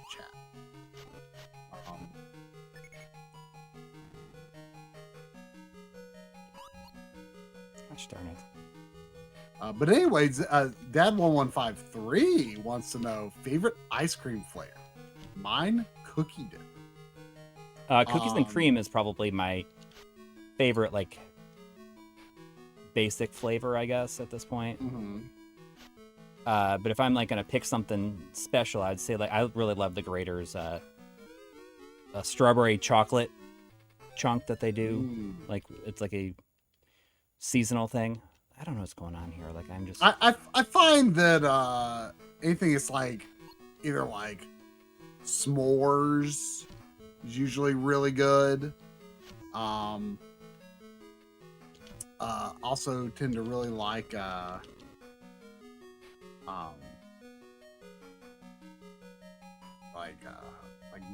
chocolate with like brownie chunks in it. That's usually good. For like the more like just like basic common flavors, like I really like mint chocolate chip. That's always a really good one.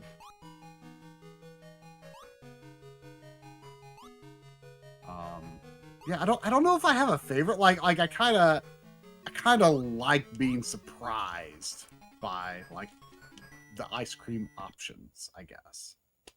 You know? Yeah. So I kind of like, ooh, that sounds interesting. I like to try different things with ice cream.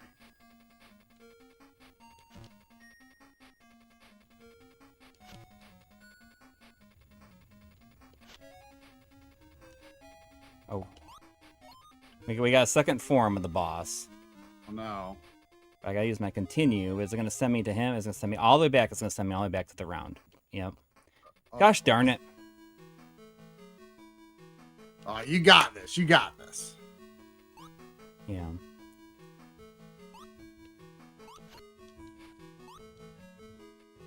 I was doing so good until like I just fell apart like on this last level.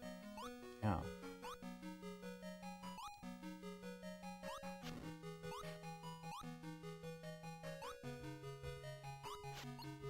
Oh, are y'all talking about that Rufus thing? What is Rufus? Oh, I should have told you. Oh, that's the Amazon Rufus, right? Is that what it is? Rufus. Rufus. I mean, Amazon. Isn't that what it is? Isn't that what Rufus is? Like he's like the Amazon like AI thing. Oh, I've not heard of this. No, well, so there's this program called like Rufus where you can make a like I should have told you about this. I completely forgot to mention it. You can make a installable media for various operating systems. Oh yeah. It's just like Win32 disk imager. Who's this guy? Well, where'd that guy come from? He's like that's an enemy that's like in the game once. The enemy is in the game once. But anyway, so this Rufus program, it lets you like you can select certain things and it gets you around certain things like the requirement to be online when installing Windows, the requirement to use a Microsoft account when installing Windows. You can get around those parts of the installation process. The main reason I did it for this computer initially was, because Drum did a Windows 11 install for the first time at some point last year as well. And he said he was like so turned off by the fact that like your something like your desktop folder is like in OneDrive. Oh well, yeah. I mean, I'm annoyed that that specific thing. That's the thing was not a problem in Windows 10. And I feel like I was able to figure out a way like to like not have it do that, but I hate that. Like it's just like upload. So anyway, if you use this Rufus to make your bootable media, your install media for Windows 11, you don't have to use a Microsoft account to install Windows 11, and as a result, it will you won't have that situation where like your desktop is in OneDrive. So I wonder if you can remove that after the change fact? that. I don't know. I actually ended up installing Windows 11 a couple of times on my new system because I kept like screwing up with certain options. I should have told you about it. Like I just forgot about it because you were asking if I made my own media for it, and I did, and I just completely skipped my mind. I mean, it's like, okay. Oh yeah, but I did something different with it.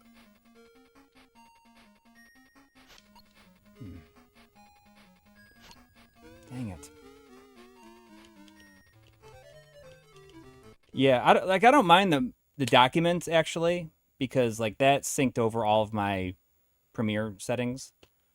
I mean, I don't use OneDrive at all for anything, so.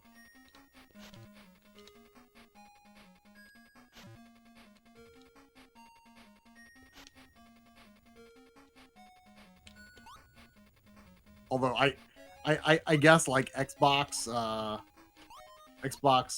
cloud saves are probably. Can I hit this? Can I hit him when he's like that? I wonder how I can hit him.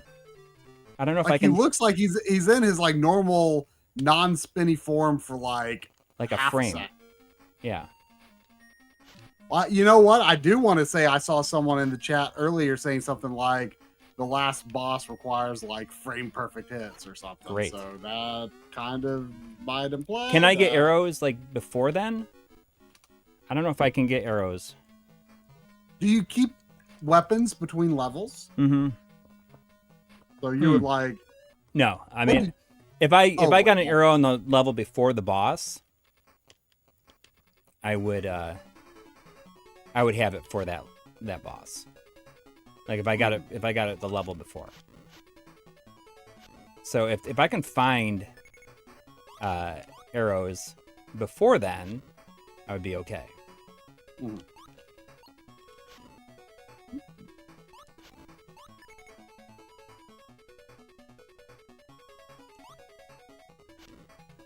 So the idea is just like not to get hit here and just like rack up the extra lives, I guess.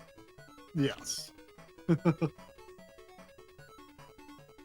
It's a Gradius situation. Oh, come on. I feel like my jump button, like there's a weird thing, like if you like move in a certain way, like it doesn't jump when it should. Like, is it a controller problem or is it? I don't know if it's a controller problem or if it's something else. It's hard for me to tell.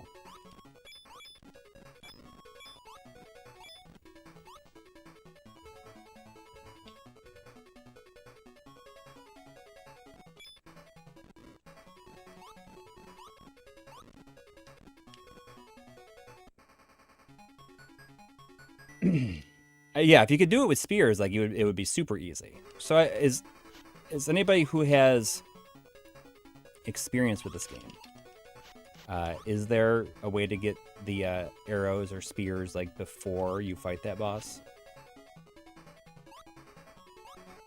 I mean, I can look up old game facts. Yeah. You know,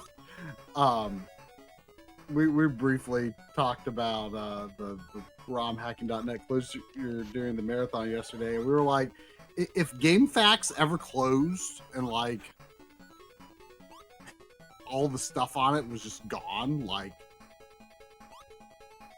what would we do? I swear, like it's not like hang on. I mean, do you have another controller option?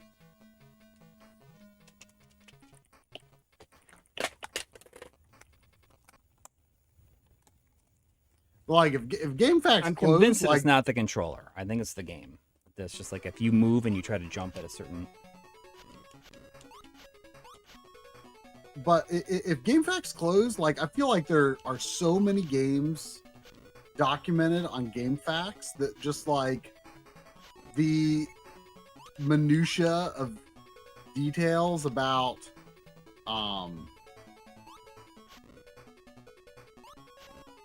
various games, like, you know, is there a hard loop at the end of the game, you know, or right. You know, certain things that have like things that I suspect may not be well documented in videos, and videos. I think a lot of people are into videos for like game guides these days, and I don't want to see it. I don't want to see what, you know, most of it. Sometimes if I'm desperate on a final boss or something. But like generally, I want to read it and then see it for myself. You know, like I want to. Like generally, I don't want to read. I only do it if I really feel like I need it. I don't like looking up stuff about games to help it, but but when I need to, like GameFAQs, just where I go, and like I feel like I would have a really hard time finding information. Okay, so when you have this, if you like try to press jump while you're, if you there's like a weird, like it does not recognize it, like certain frames where it does not work correctly. Only when you have the spears though. Like, but it's like when you start walking forward or something, like it's like consistently happening. Huh. It's like the spears are really good, but see, like right there, I was just like, it's weirdly not working. I feel like it's the game, it's not the controller.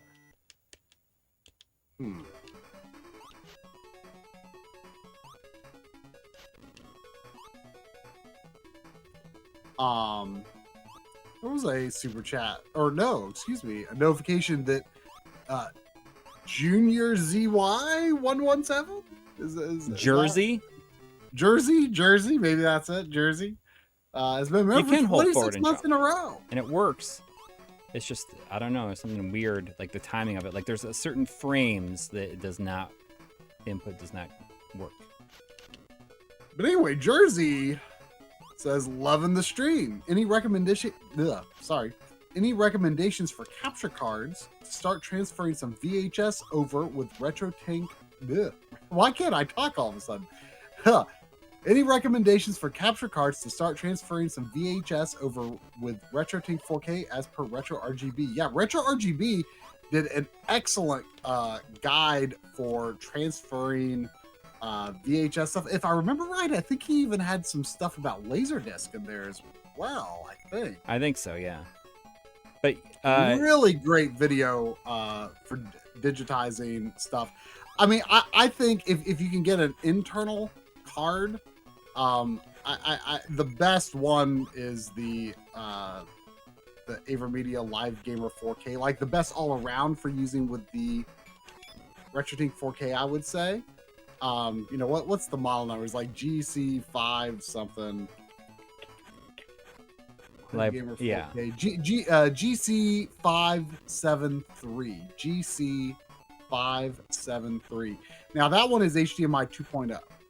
So if you want to use like HDMI 2.1 features, on you know, like PS5, Series X, it can cause some problems. But the HDMI 2.1 cards from AverMedia don't support RGB RGB over, you know, HDMI RGB bandwidth without the chroma subsampling.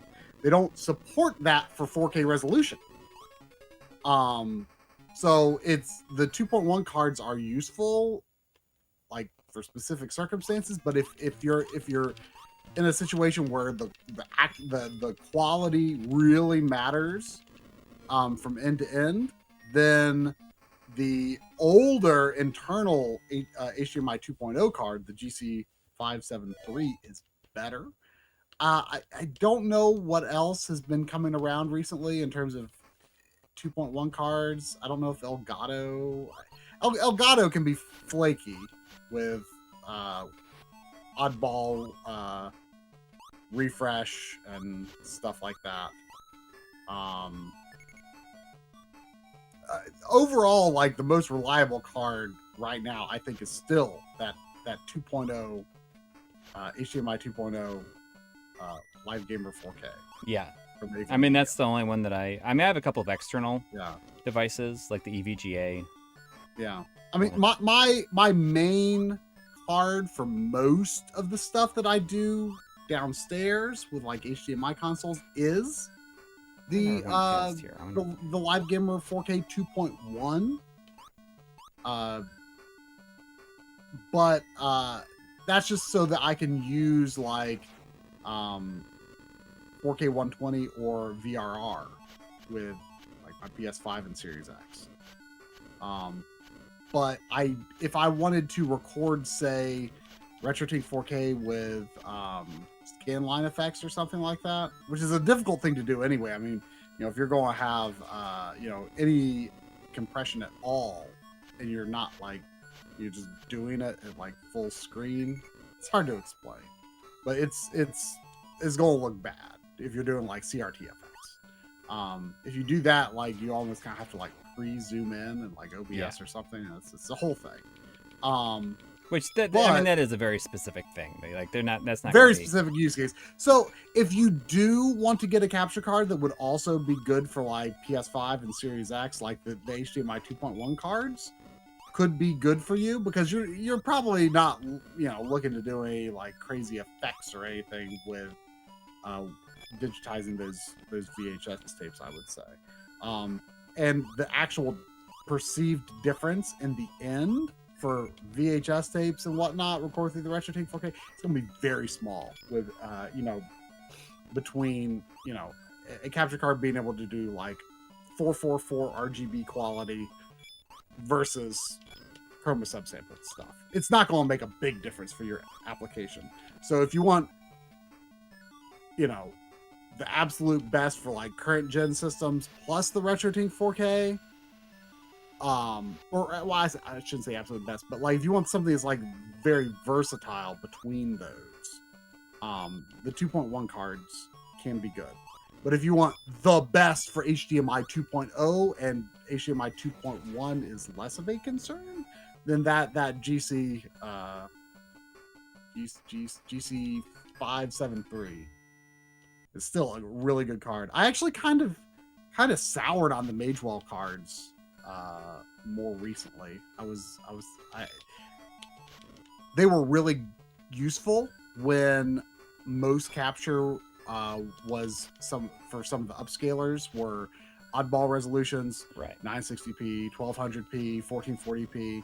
But now that we're upscaling to 4K, that's less useful. And I was running into actually a lot of quirks with capturing 4K stuff on those cards that I was not running into with that AverMedia card. So, yeah, I think having those like really specialty cards that do like the weird resolutions and things is less of a necessity for retro capture now. Yeah, and I don't know, like, just it doesn't seem like there's been anything like really even with like the HDMI 2.1 cards, there's been like weird downfalls to them. Well, that's what I'm saying. Like you can do like the 444 chroma with like 1080p on those cards, but not with 2160p. Right. Whereas you can do that with the older 2.0 card. So check it out. So now I have full life, so I just got like 3 extra lives here. Wow. Amazing. That's awesome. Yeah, if I can just get a, not get hit again, I can get tons of extra lives before I finish. Or before I, get further into the game here.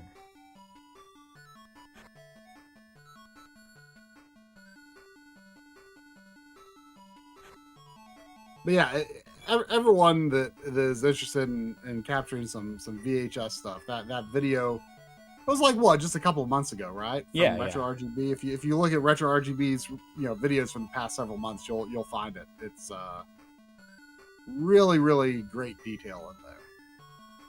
Everyone who wants to do it should reference that. And I think he also had some information on doing it with the Retrode 5X as well. In that same video.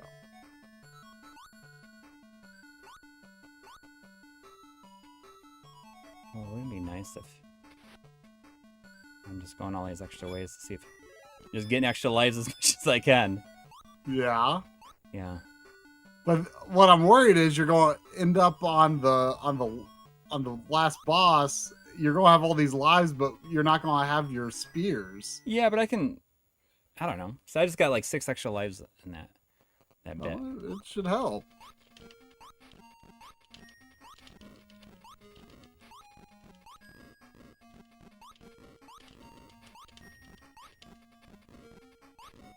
Oh, I didn't realize you're still on the 2nd level. Yeah, I thought you were like back to the 4th. Ooh, I didn't even get hit during that. Well, it's because you were taking your time.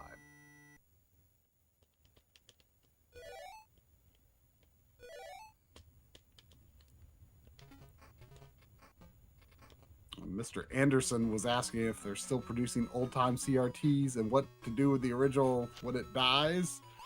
I mean, if it's a sturdy enough model, there's very few people out there who can restore and repair them. But the actual tubes, no one is ever going to be making them again.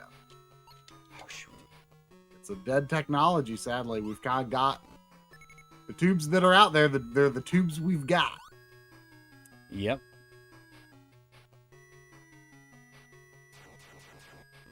I mean, it is what it's going to be. What it is, though. We're going to end up with what we got, and then then we figure out. We just enjoy we enjoy them and keep them running for as long as we can.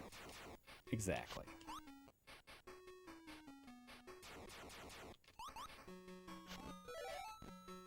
But, you know. I wonder if I can go this way. No.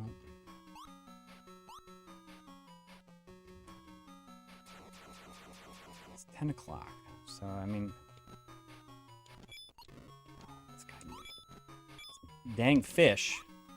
It's been a long time since I updated McCheskey Analog NT and... Oh, did they didn't have...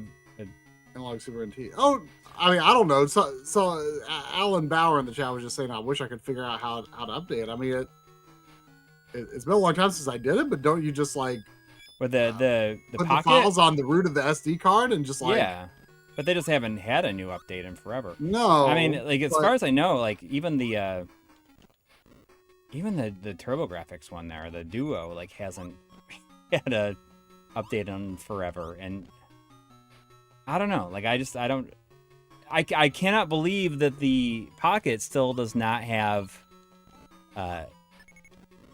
DAC support. Like what? Like how? I can't believe it still doesn't have custom color palette support. Yeah, I don't know. I don't know what's going on.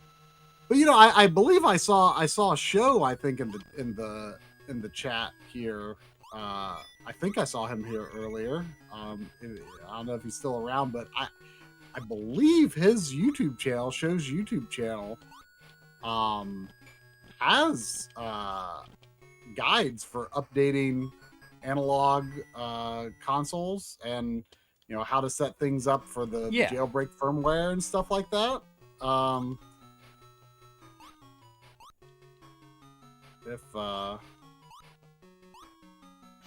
Can you look at the participants list? Yeah, I see show in the participants list. Although for some reason I don't see the ability in that list to click. Now I get up there. But if you click on show's name somewhere, you'll find his YouTube channel. I'm pretty sure he's got videos that go through that stuff. It's so weird how many enemies are in this game, like exactly once. Like that enemy, that blob enemy, is like in the game once. I mean, I think that's kind of awesome. I think about stuff like that sometimes, where it's like you know, like those red beetle enemies. They have like the red shell with the wings in one level in Mario 3, and it's not even a level you have to go to. Yeah, but I feel like this happens. I love stuff like that. Like, and to see it in a game with, you know, where your storage is limited is even more impressive to me. I love stuff like that. Like it, you know, a more modern example of that would be like the Souls games, right? Like they've got so much detailed content, locations, bosses, enemies, things that you could completely and very easily miss. You know, I think that kind of stuff is really cool. Yeah, the parabeetles. Yeah, you don't even have to go to that level, and they're in one level. Of course, they've come back in some of the more recent Mario games. But they're in that one level in Mario 3. Like, I'm sure there are other things that they cut out of the ROM that could have maybe been more impactful. I got eight guys left. 8 guys. You got 8 Alex kids. you got 8 mans.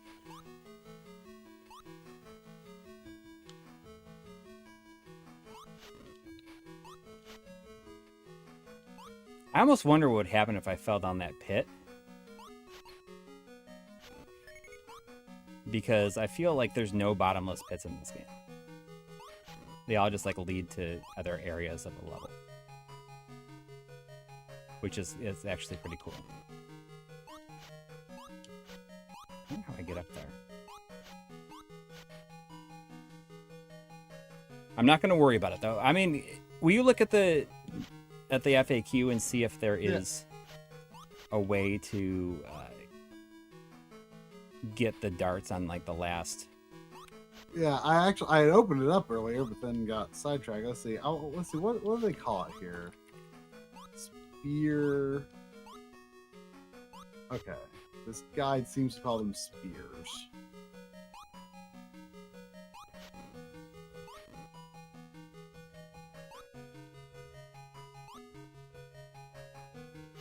Like that's enemies in this one. And there's an enemy that only appears here if you like fall down the pit. It only appears if you come back up. I think that's impressive. That's. Well, those are I didn't want the darts though on that level. Like it doesn't matter. This is a level. Okay, so of round 4, are you in round? Are you in like now I'm 4-2 or whatever. 4-2. Okay. Hang on. Oh wait, since you don't have your spear, just get in head right until you reach it. Okay, so it does sound like at the end of 4-1 there might be a spear, but I don't think it carries over. For 4-1? Yeah, I don't think it carries over to 4-2. Why wouldn't it? Is that how it always is? No, I think it's only between. Oh wait. Okay, now it says it's a little more difficult since you don't have your spears right now, but don't worry, you can handle them. Yeah. It's the same thing with Robster. It says since you don't have your spears, I guess you can't. According to this guide, you may not be able to have spears. So let's see. Final boss. The beginning is very difficult. You have to get the right timing so you won't get hit. He's missing some words here. You won't get hit by those glows that come out of his body. Once he jumps, get as close as you can, but don't touch him. And when the glow is out, strike. You gotta repeat it 4 times before he's dead. When he's gone, the Tornado Ninja will appear. This one is rather easy. Just gotta be fast. Stay near him, crouch, and stab. Repeat this until he's dead. Don't give him time to release those twisters on you. Keep hitting him. No, he's not dead. Now he comes as a jumping ninja that leaves a shadow when he jumps. Just make sure to give him no time to jump. Get near him and strike. You can kill a shadow just by hitting it once. This guy should give you no problem. The last boss? It sounds like there's 3 forms. So with that Tornado Ninja, it says, just gotta be fast. Stay near him, crouch, and stab. Repeat this until he's dead. Don't give him time to release those twisters. Keep hitting him. So it sounds like with the Tornado one, you just gotta just keep going. Just keep at it. Just keep stabbing. Okay.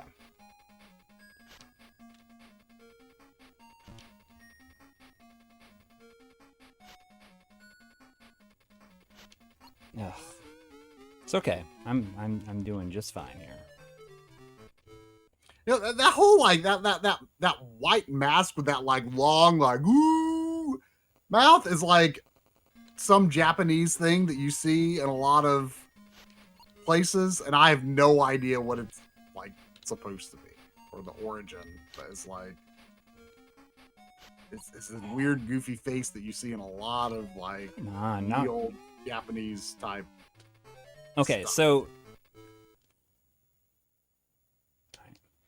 I just you want me to read you what it says about the first one? The first form? I think I get how to do the first one.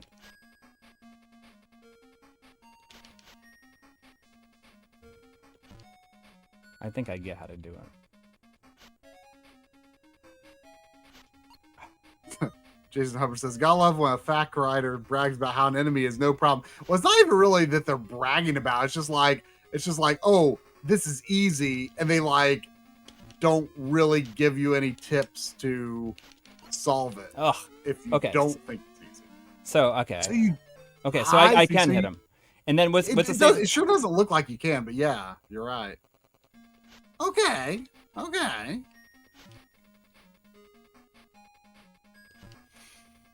You got this.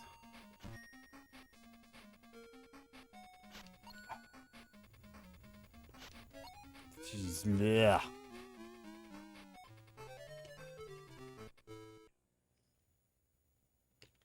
If you get hit, can you hit him while the shield is up while you've got invincibility frames?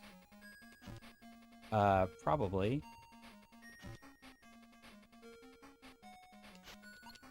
Gosh darn it.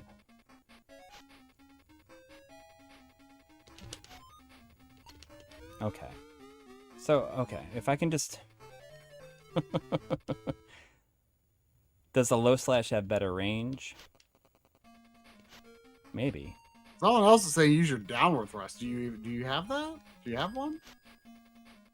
Is that thing in this game? Yeah.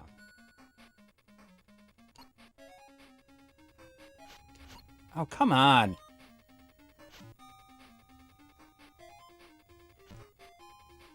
Timing is so tight. It's real annoying. Come on.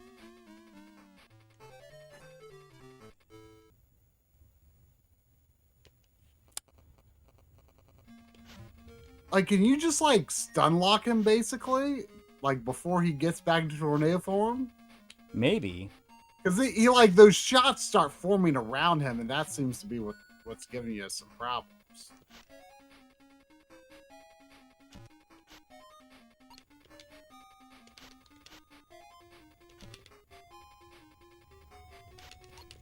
Ugh.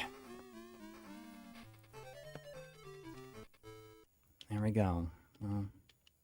Maybe you're staying too close to him. Like maybe he needs a little. Maybe you do want him to get into the tornado, and like those like I think those shots are like kind of spawning right on you.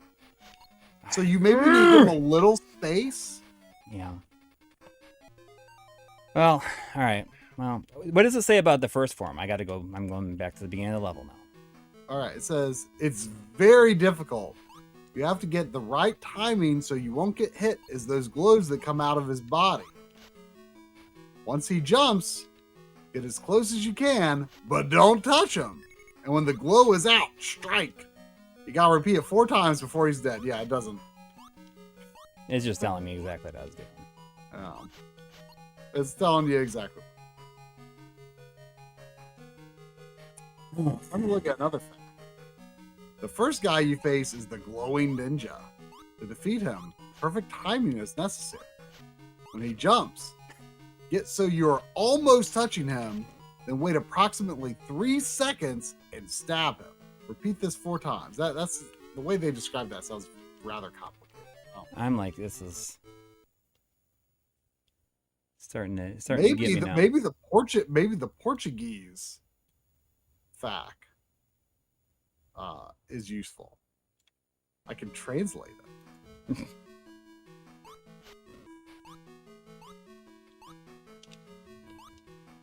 Wait a sec. Is this the same one? Oh, it's the same fact as the English one, just translate. Oh well. Oh well. All right. I mean, I feel like I can do it, but of course you can do it. There is no doubt. Did I see Kelly Gamer say something about like how you can hit reset before like the game is over or something like that, and we'll start right from that same.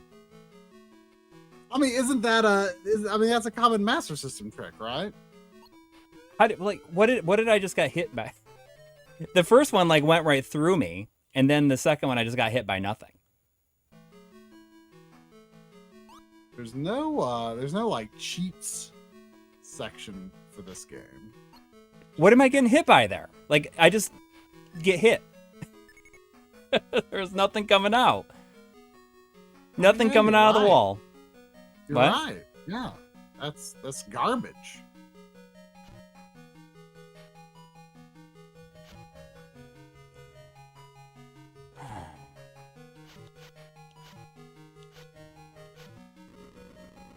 Oh well. No, I don't need save states.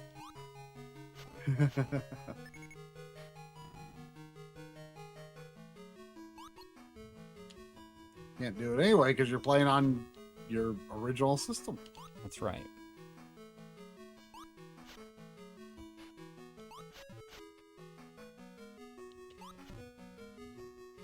And stupid lobster. Can't believe I died on that last boss like 8 times. I had 8 opportunities. But even if I game over here,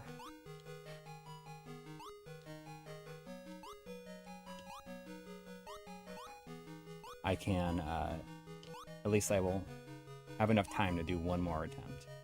Yeah. One more. Actually, for better or worse. This has gone pretty fast. I didn't realize it was already 10:20. Yeah. Okay, so bad I forgot a grammar. Yeah. I got one opportunity here. Nope.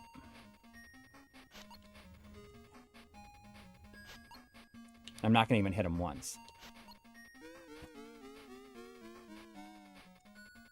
I thought I was just going to tear him apart. You're maybe you need to like I'd give it one more shot. We'll see how I do. You need to like stand up and like go to the bathroom. You know? No, I need to get 100 lives before I get there. That's what I really need. Can you? Do they respawn? That'd be nice, but I don't think that they do.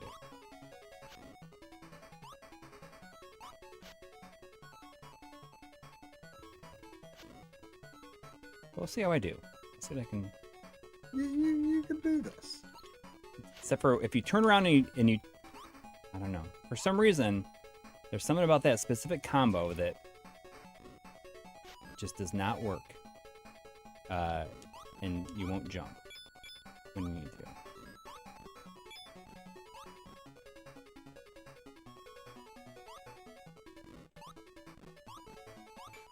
Yeah, that's right. Bathroom breaks are great for resetting Yeah. Bad luck in games. You know? Yeah. The thing that sucks is like it's not even like the game is all that hard. It's just it's like just not that. It's not even that long. Well, no. It's quite short. But, you know, sometimes you get in just like a losing state of mind.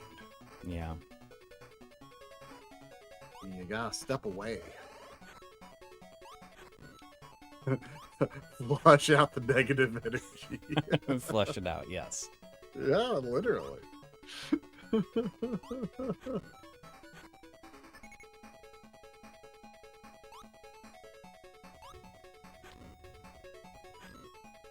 If I could just be smart here.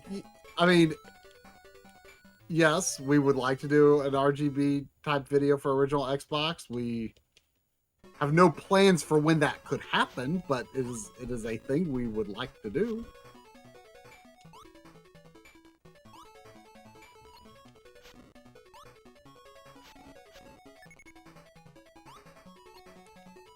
Man. Can you accept deaths on the first level? I mean, it is kind of. Yeah, I mean, it doesn't matter because, you know, I had died like 3 times that last run, and I still managed to rack up. Have like so many lives, yeah. Yeah, as long as I just take it slow enough. Like once you get your health completely full, you just like take it slow to. Yeah.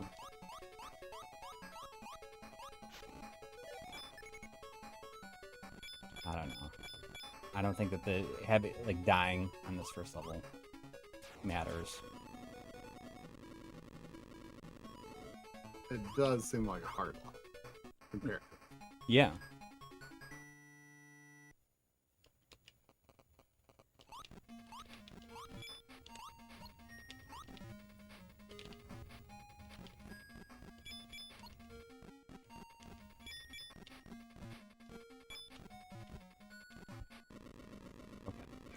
I thought that first boss was going to kill me, though.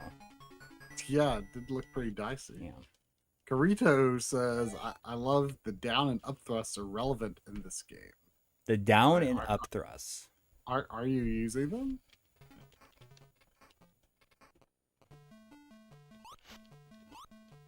I don't see any down and up thrust. I don't see any. Yeah.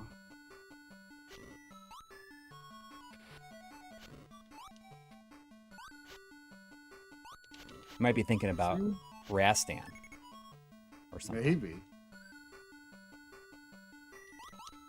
Well, Carito says the sword does damage up and down instead of forward only. Well, that is true because that's like how you like dig through the bricks and stuff. Yes.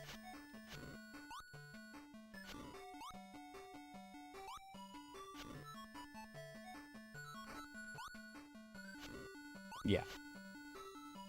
So yeah, your sword has a generous hitbox, but it's not like an actual like up thrust or down thrust. Right.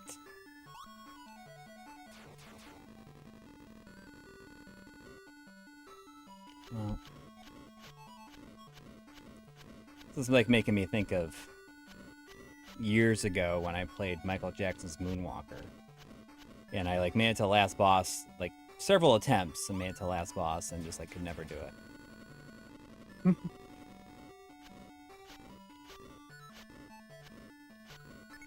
I guarantee if I just tried it tomorrow, like it'd be when I do, if I don't do it tonight and I try it tomorrow, like I'll probably do it right away. Yeah.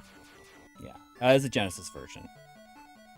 I hadn't really played the arcade version of Moonwalker until the recent Hotego core, and that arcade game is like it's pretty interesting. Isn't it like isometric or something? Yeah. It's like a completely different game. Right.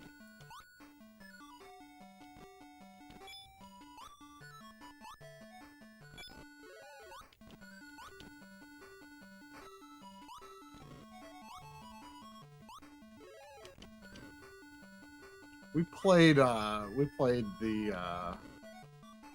Hotego Golden Axe core yesterday. Oh yeah, I saw you guys.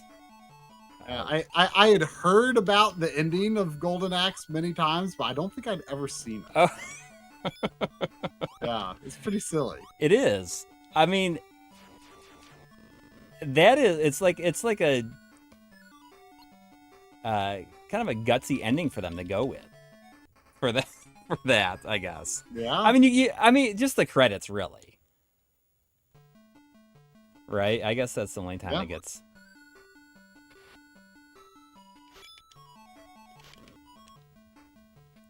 I don't know. I think it's very funny. Which final boss is Retro Morgan talking about? This game or Moonwalker? Retro Morgan says, "Oh, I can't beat the final boss either. So frustrating. Gameplay is not like the rest of the game." Yeah, it doesn't go into like a first. I think it like turns into like a first-person shooter, or not a first-person shooter, but like a Moonwalker. Yeah, Moonwalker you're like Genesis? It's like a first-person type thing. I hate stuff like that too. Like I feel like, I mean, sometimes it can be done well. Kirby often does it well, I feel, where it's got like kind of like a shmup level at the end of the game or something like that, and it's actually really well done. But sometimes some games do a thing where like the final boss is just like very much unlike anything you've done prior to the game. Not necessarily if the gameplay is different, but sometimes like I think of Fire Emblem games. Sometimes Fire Emblem games can be guilty of this, where the final boss is this like large, like multi-tile monster that like you really have not, like, everything about Fire Emblem in general is fighting other humans, and they have like these your characters and the enemy characters live and die by the same rules, right? Mm-hmm. And you the whole game you're conditioned to think of those terms, and then you're find this like big old dragon thing that behaves unlike unlike human enemies, that attacks in different ways. Like I get kind of annoyed at the end of Fire Emblem games when they do How many different games did they do that in? I can't remember exactly. I mean, and it's often not like a terrible, terrible ordeal in a lot of them. I remember it was real hairy, though, at the end of Radiant Dawn on the Wii, though.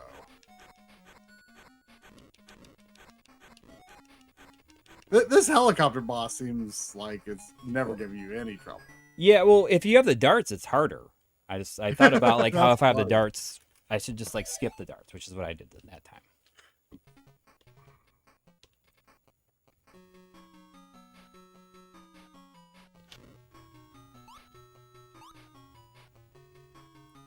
See, I have 8 lives again.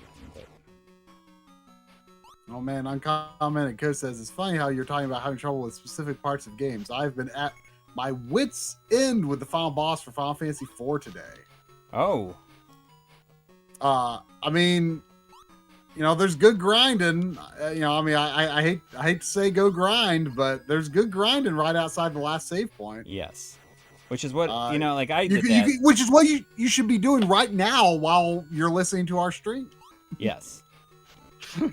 Live streams are perfect for that kind of thing. Yeah.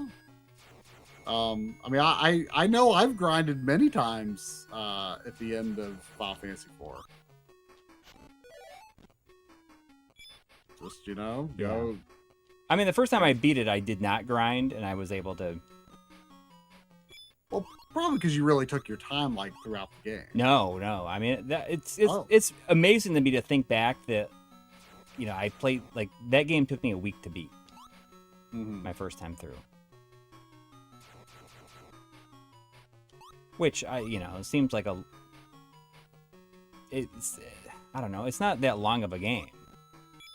No. Now, in retrospect, it doesn't seem like that should be like easily doable.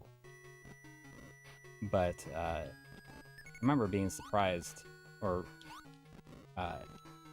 looking back at it and be like, oh, you know, like, you know, it's only 19 hours. That was your first Final Fantasy, I guess, right? Yep. I've been thinking of course, about how, also like, you were playing the Super Nintendo version, which is easier, of course. Yes. But, you know, I don't know which version Uncommented Code is playing, but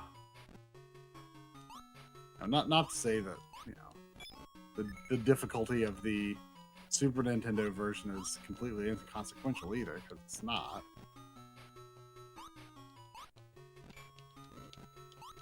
That's true. Stefan says it's funny that Final Fantasy IV is shorter than many modern action games. It is. That's very true.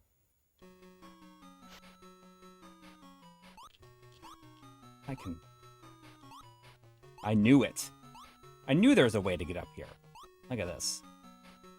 Ha ha ha! Ooh, that feels good. It feels real nice. I like that. That's good. I like that a lot.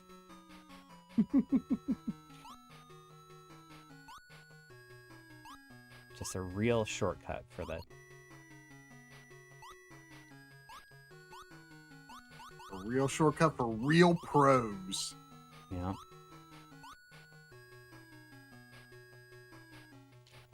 That's still suspicious. Right before the rope. I know. Well, which is why I still like sort of to jump around there and just, you know, and jump up and get down. See if I can figure it out. Catastrophe says if you play the extra DLC for FF4, it's long. Are you talking about After Years? I mean, I don't consider that DLC for Final Fantasy IV. That's just that's a weird sequel that probably shouldn't have happened. Ugh. Yeah. I've never finished it. Is it just... I don't know. It's... I mean, like, the... Like, nobody likes it, right? Nobody. I mean, what? I take that back because if you recall, I did that podcast with Nadia Oxford. Yeah. She's like, "Oh, we're after years defenders over here." Oh. So there might be a few. There might be a few, but in general, no one likes it. I mean, honestly, I don't remember having any particularly strong feelings about what they did with the characters or anything like that so much. But the thing that I just hated the most about it was that the last chapter, because I played these when they were coming out on WiiWare. Yeah. And the last chapter is super long, right? And just it's way longer than the other chapters combined. It's the final dungeon. The last chapter is like the final dungeon, and it's like most of the game. And it's a ton of grinding, and you're just like fighting, you're just fighting, cameo bosses from other Final Fantasy That's games. so obnoxious. Yeah. Come on. Like, why does it not jump? I mean, that stuff can be cool, but like the way it's done is just like such a, it's very much, it just can't help but feel very cash grabby, very, I hate to say lazy devs. I wouldn't say lazy devs, but they didn't have the budget that they would have needed to have done something more elaborate, I guess, right? Mm-hmm. The budget or time. And so they should have just not done it. They should have just not done it. Like, that last dungeon is so bad. So bad. See, this enemy is only here.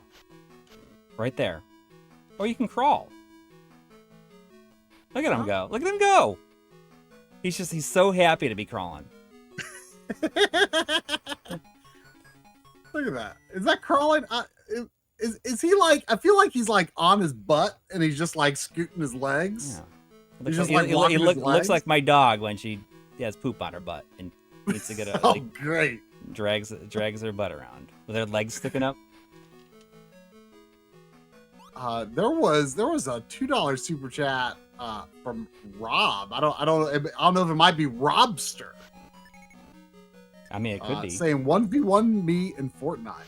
The one and only time I ever installed or played Fortnite was because I wanted to try the Alan Wake thing that they did of it, which was just like a single player story thing.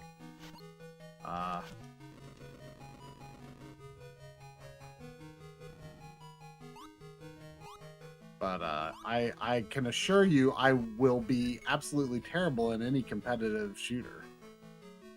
Not exactly my I will assure you I will not 1v1 you. It's a foregone conclusion who would win. Unfortunate night.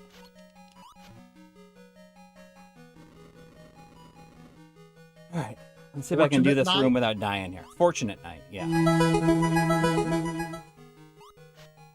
Why can Shinobi crawl?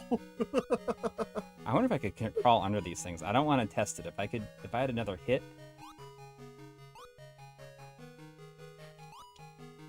Ooh, crawling. Is that the secret of Shinobi? Yes. All right.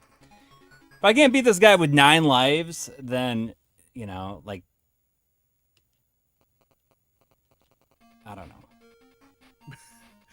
Be careful. Be careful. Don't get greedy. I'm not gonna get greedy. I mean, it's not like he shoots any projectiles at you or anything, right? No. So just take my time. If you're not feeling confident to make the stab, don't make the stab. I won't make the stab.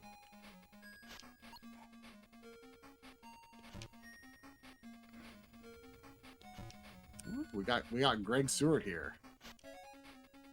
Don't let him down on your final boss run here with your 9 lives.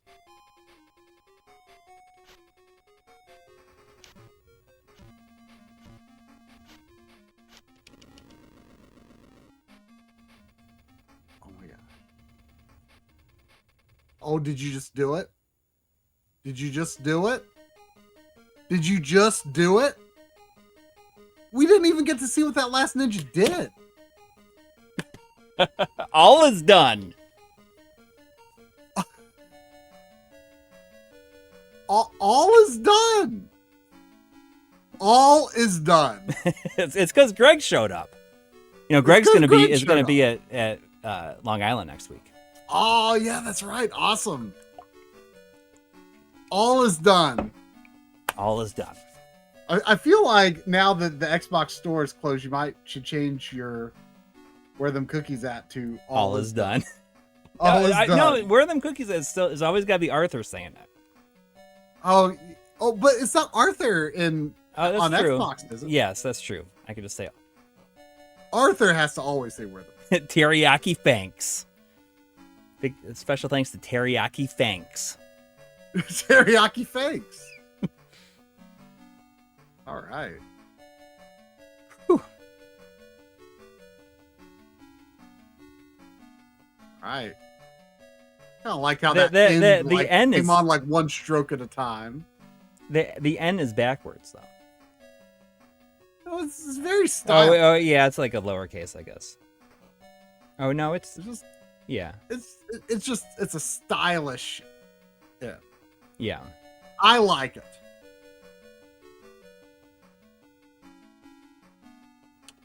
Wow, I was getting nervous. I know. Teriyaki thanks though. You pulled through for teriyaki thanks. Yes.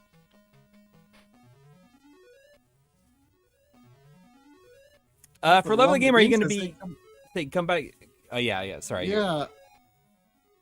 Oh, were you reading the same comment? Yeah, I assume it's the same. I mean, last time we were at Long Island, I mean, we almost like didn't really even have a chance to like get out of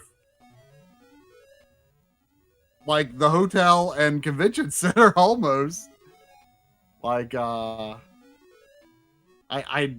would be intrigued to stop by. Like how far is it from the what store is it and how far is it from where the event is? Would assume like maybe I'm surprised that you wouldn't be a vendor there. I feel like a lot of times that's how it works out, where like local stores become our vendors. All local stores have. Yeah, that's how it was at Southeast Game Exchange. Almost all of the local stores were at the convention. Mm-hmm. I went to the stores, but you know they had already moved like all their good stuff to the convention center. All right, so should I get out something else at Master System? Yeah. Okay. How about Alex Kidd in High Tech World? You ever played that? Maybe we could finish the not finish it, but we could work through the puzzles at the beginning here. Oh, is it? Yeah, I don't know. But it has lots of Sega trivia. Interesting.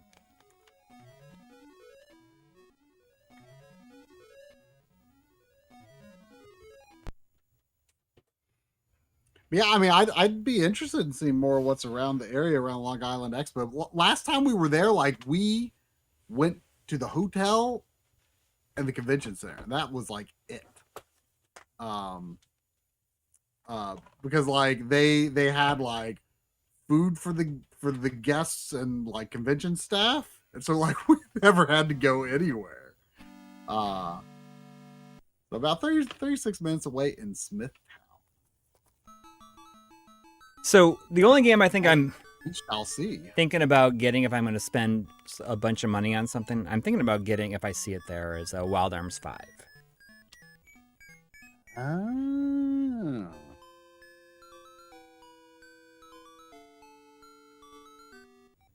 I feel like the only like roughly $100 game that's on my mind at the moment is Ninja Warriors.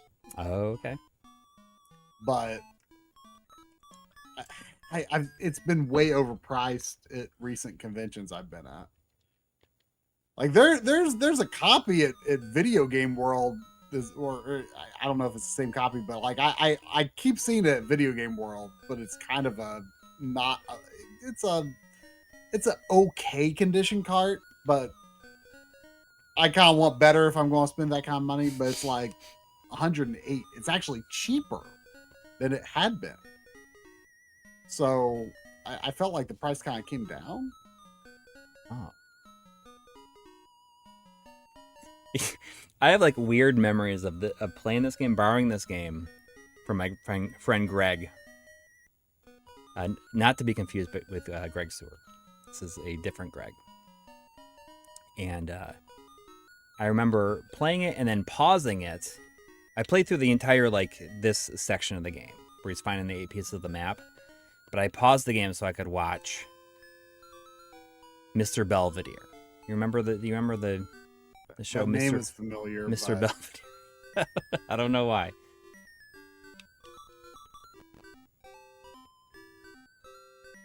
So did anything bad happen in the game because you paused it? No. It's just this whole part is just it's just puzzle solving. Huh. He wants to go to Alex Kidd wants to go to an arcade, a new arcade that opened the next town over, but the only map to it has been ripped up into 8 pieces. Oh. So what is Alex Kidd like the prince here or something? Yeah. I mean, he is the prince. Huh? In the original, remember? Like he doesn't know. Not he's the really. Prince. Yeah. like these guys look like the emperor and princess and Goemon. So have you ever beaten this? Yes.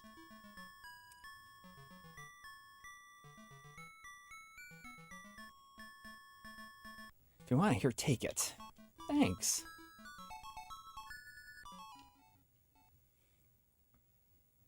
Okay, so you gave him a fake piece of the map.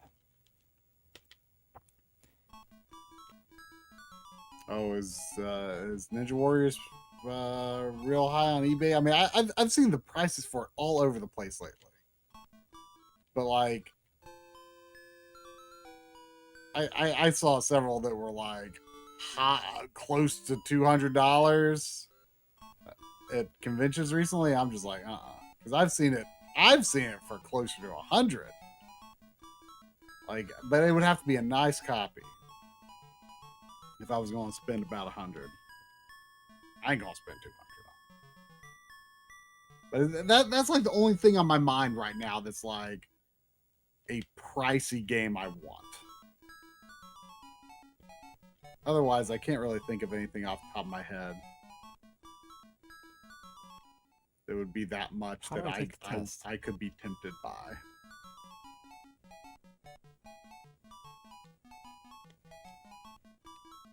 I don't remember how to do this here. You still lollygagging? Get going. You have a test to take. An ordinary book. So I'm sorry. I think I kind of zoned out. I know I asked. Have you beat this? Yes. I finished it. So the first part is this. You know, you got to find the pieces of the map, and then it has like a side-scrolling action part.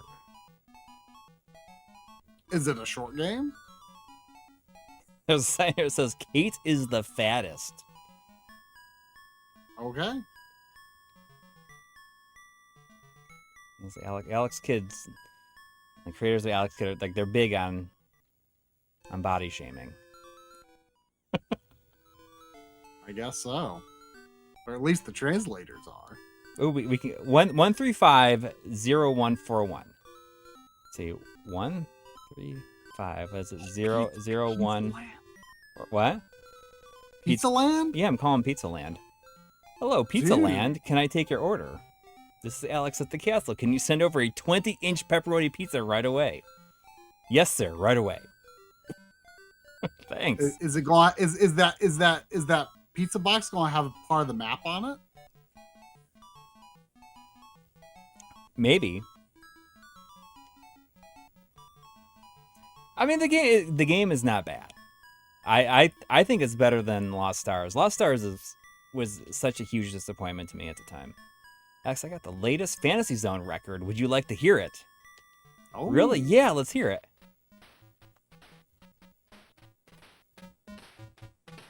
I love how like they're in this very Asian castle and their names are like Alex and Paul. And James. Yeah, and Kate. And Kate.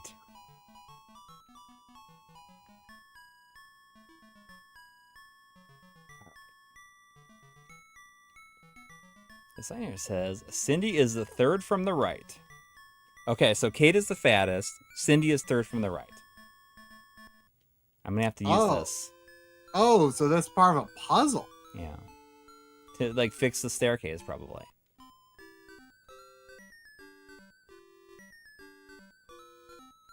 Alex Kidd, like Lost Stars is better in the arcade, but it's still not great. Retainer Prince Alex, how may I be of service to you? Nope, not a thing. So it says Betty is the thinnest.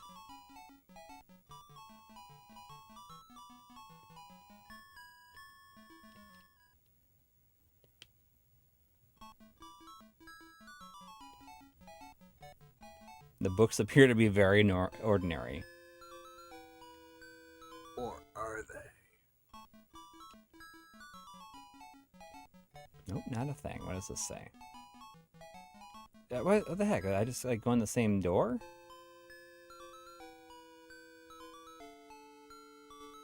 I thought I went in the same door. It's just funny seeing him say, "Nope, not a thing." Do you want to wear it? Oh, I think that if I put on the armor, it like instantly kills me. Hey, I can't move. Somebody help. Game over. Wait, really? Wow. Okay. Yep. That's how they get you. High tech world. Yeah. Are you impressed by this game at all? I'm not. I think it says Sega is #1. That I used to love that kind of stuff. That Sega would put like themselves in a lot of games. You know, like even with Golden Axe, right? Like the fact that it has like a Golden Axe arcade machine in the arcade game, right? And isn't it even like the arcade like called like Sega or something like that? They have a big Sega sign or something like that. I think. Well, I think it was. They gave it like a fake name. Okay, I'd have to. It was like one letter off from Sega. Okay. It's Gigo now? Okay. I mean, it's not really edutainment. It's like a lot of there's a lot of Sega trivia. Let me get the other.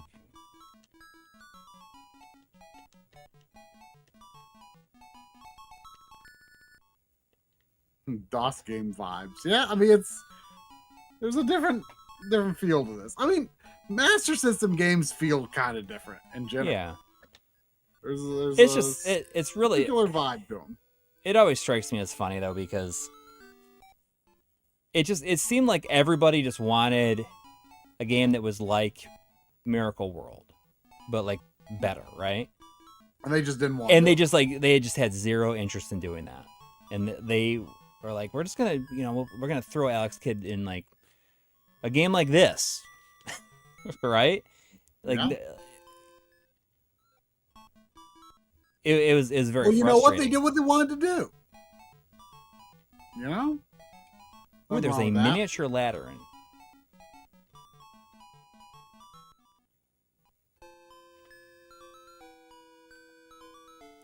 Yeah, but the thing is they could have improved upon it, you know? Sure. Like do you think if Sega made the exact right games and the exact right maneuvering, like do you think Alex Kidd could still be like a platforming juggernaut? No. There's no alternate reality where that happened. Yeah, so how did you find out you don't have any chance to? We do, but you have to play the game with us. Okay. What do you want me to do? If you guess all of our names correctly, we'll give you the piece of paper. You're on.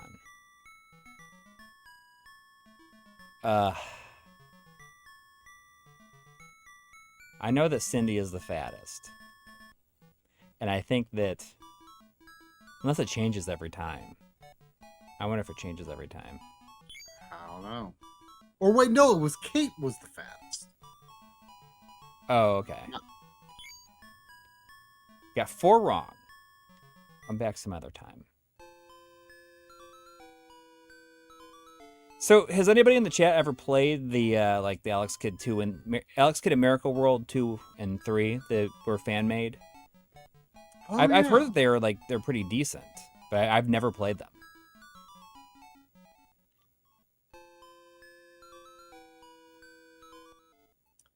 Bitroast is asking, did Enchanted Castle satisfy the one for a Miracle World sequel? Is Enchanted Castle that's the Genesis game? Yeah. Right? I mean, How it do you did. feel about that one? I liked it. I mean, I finished it, and I finished it like when it was new. I've always been tempted to get it, but I've never done it. I mean, a lot of people say that it's not great. And I mean, a lot of people would say no, Alex Kidd is great. that's true. That's true. A lot of people will say that even, Miracle World. There's a computer here. Do you want to turn on the power? Yes. Oh!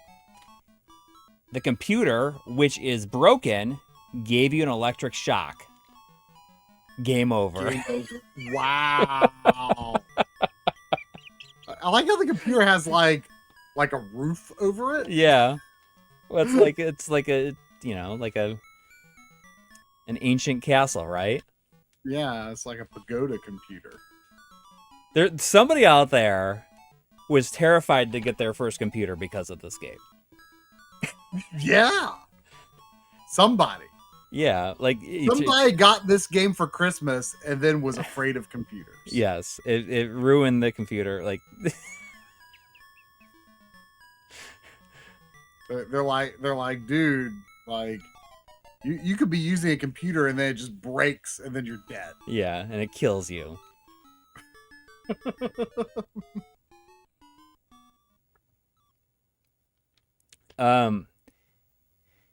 Can you look up a password for this so we can skip right to the to the action stage? There's $5 from Paul Sutton. Look that up while you read Paul Sutton's super chat here. $5 from Paul Sutton saying this game was the reason my one and only call the Sega Stiff line. How the heck was anyone how to know Prey 100 times? Yeah, exactly. I didn't call the number. I feel like I looked up. Like I feel like GamePro had stuff. Like so that's the thing you actually have to do at some point in the game to proceed. I think you got to pray 100 times. See, it's just it's not. Sometimes you do come across games that do crap like that, like, and it's like supposed to be funny, but it's like, but how would you know to do that? Yeah, there's just no way. Like I feel like Super Mario, or Super Paper Mario was kind of guilty of that. Like, really, there's this whole section where like you have to like run on this treadmill for like an obscenely long amount of time, and it doesn't seem like continuing to run on it is going to do anything. And then but it actually does. You have to do it. Jeez. And it doesn't tell you, really. I mean, it doesn't say like you gotta do it for this. Can you? Well, I just remember it being a little obscure, but yeah, I kind of have a lot of issues with that game. Okay, so 2 passwords on GameFAQs here are either exit castle at 11:55 or start with all map pieces. Exit castle at 11:55. Okay, it's case sensitive. Yeah. Capital L. Lowercase GQA. GQA. Capital BO. Like Bang and Olufsen.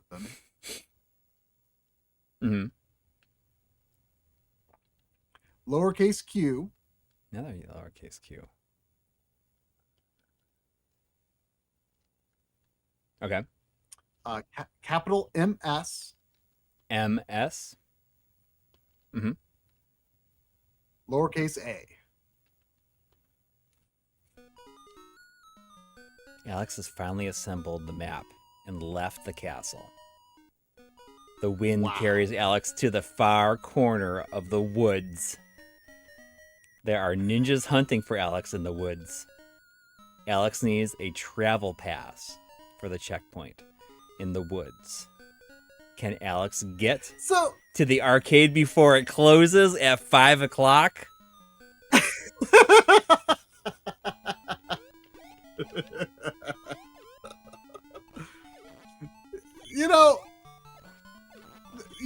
Seeing that there. Oh, it's one hit kills. It's one hit deaths too. Wow. Seeing that, like talking about how he needs the travel pass, like that reminds me of, I've always had this curiosity of like the Goemon games have these like travel passes, like these passes that you get, and they're like, they're like these big wooden blocks, and they're like a very particular shape. And like they're kind of, in several of the Goemon games, they're kind of your main thing that gives you progress and access to new levels and stuff like that. It's like, it's like collecting stars in Mario, right? Yeah. And I've tried to like look up like, ancient Japan travel passes or something. I was like curious about the history of this because I've seen it it's in a bunch of Goemon games, and I feel like I've seen things like that referenced elsewhere. And maybe I just don't know the right words to Google, but like I've not really been able to dig up information on this. I was curious about the history of it, or is this a real thing or something, right? I've never been able to research it. You also get money you can use too.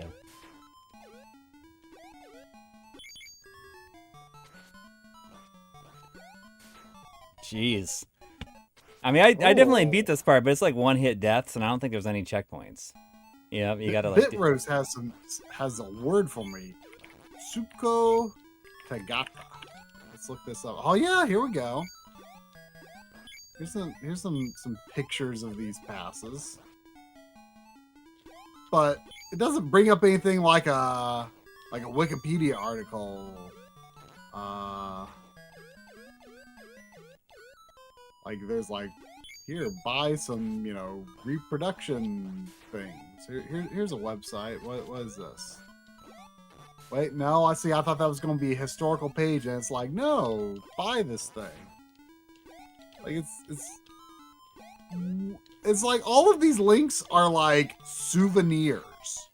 They're all for souvenirs. Like if there are pages on the internet that like educate you about what these wooden passes are, and when they were used, why they were used, how you got them, how big of a deal they were, it's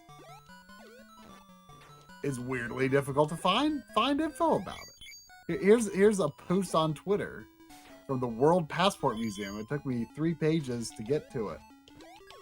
Tsuko Tagata is a wooden passport used during Edo period, 1603 to 1868, as an identity card for travelers in Japan passing from region to region. There's a link here. Oh, okay. Here's a page with some written words.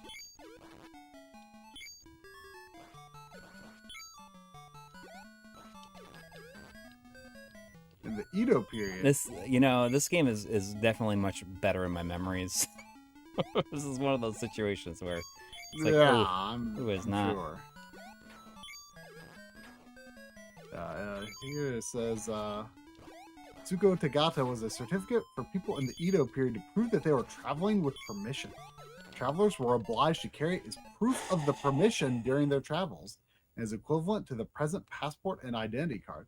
I mean, it just seems strange to me that people like couldn't just travel within Japan back in the day, I guess, like without an official wooden passport. In the Edo period, Sekisho checking stations and Kuchidome Bansho checkpoints were set up at various places to strictly control the movement of people. There were various reasons for travel, such as house moving, official or commercial trip, visiting temples and shrines, a hot spring cure, and in cases of women, marriage and live-in domestic service. Generally, traveling was not allowed with ease, except for a pilgrimage to Ise Shrine that was permitted unconditionally. Visits to famous shrines and temples such as Nikko Toshogu Shrine and Zinko-ji Temple were allowed in most cases. However, unlike in modern times, there were no tourist resorts developed then. Therefore, the visits to shrines and temples themselves were pleasure trips. Traveling in the first place was a once-in-a-lifetime opportunity for the common people, like traveling abroad before the high growth period.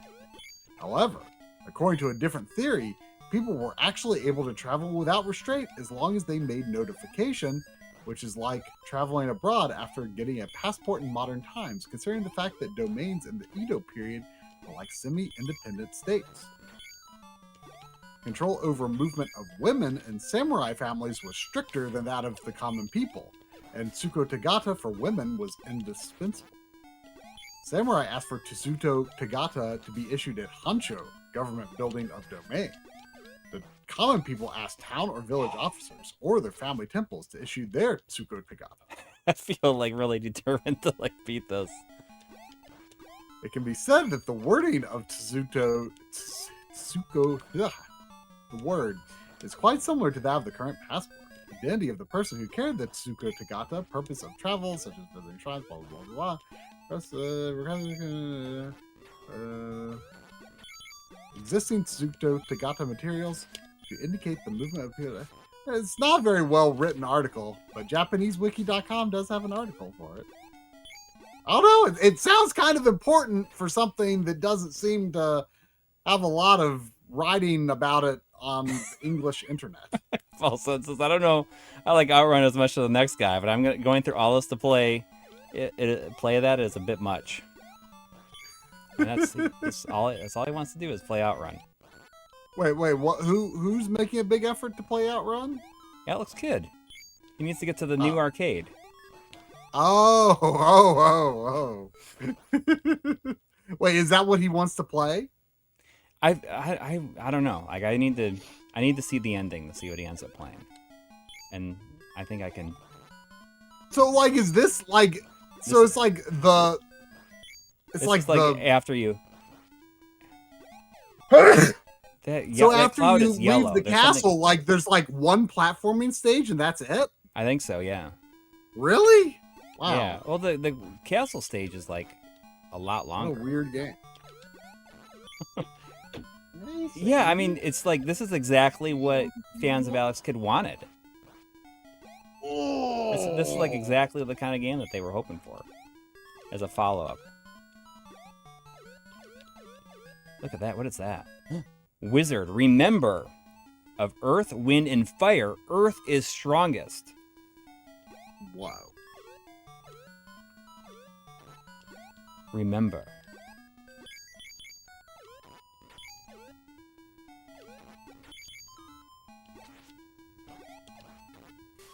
It would be nice if you let me.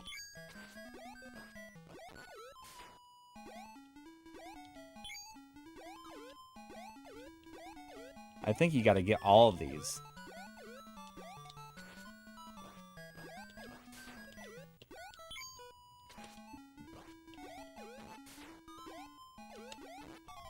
Jeez, come on. It's like it.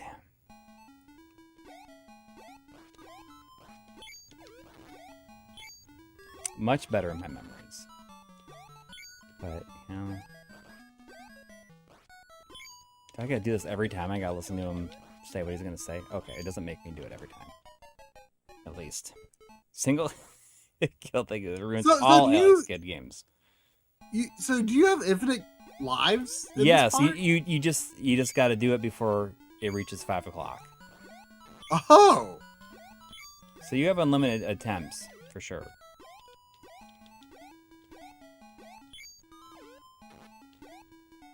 The hitboxes on those throwing stars are very interesting.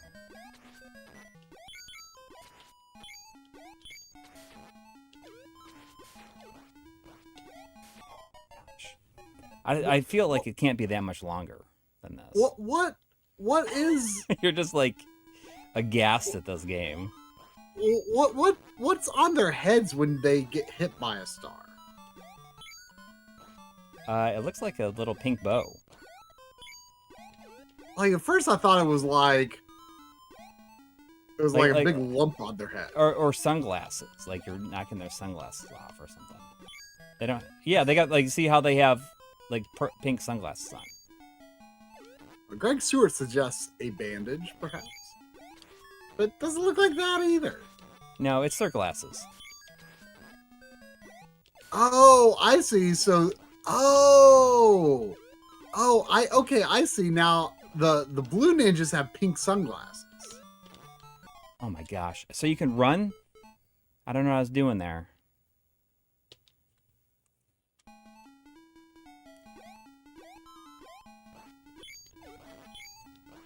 It's like either sunglasses or just like a mask.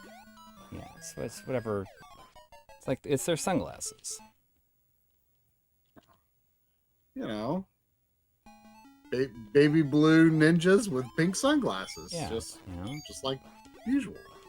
what is honestly more 80s than that? I feel like this was 89 probably, right? Sounds like a Godfrey Ho movie, that's for sure.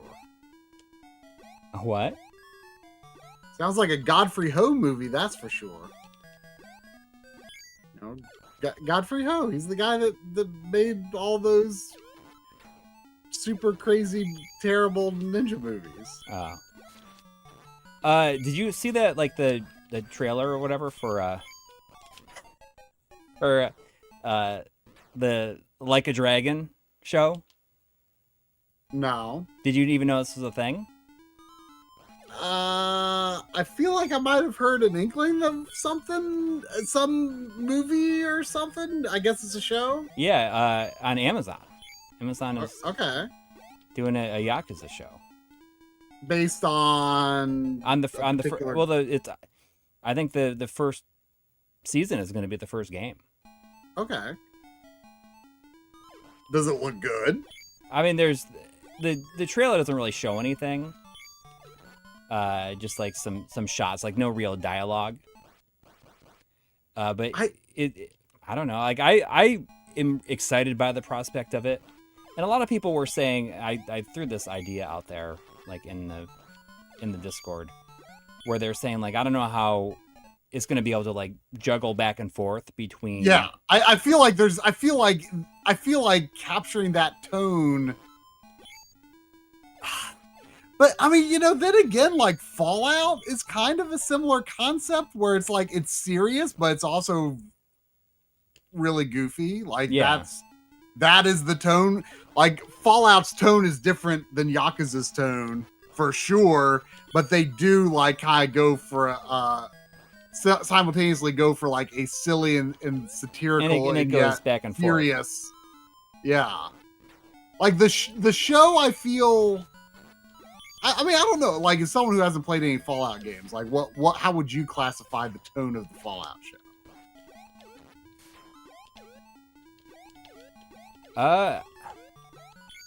Like, was it funny? I mean, it has its moments for sure. I watched it. I mean, I liked it. I don't know how closely it mimics like the tone of the games. I mean, and keeping in mind, I've only played three New Vegas and 4, but. You know, I thought I generally kept in the spirit of, you know, being, you know, funny and dramatic at the same time. Yeah. Oh my gosh. I don't remember this. Hello, what would you like?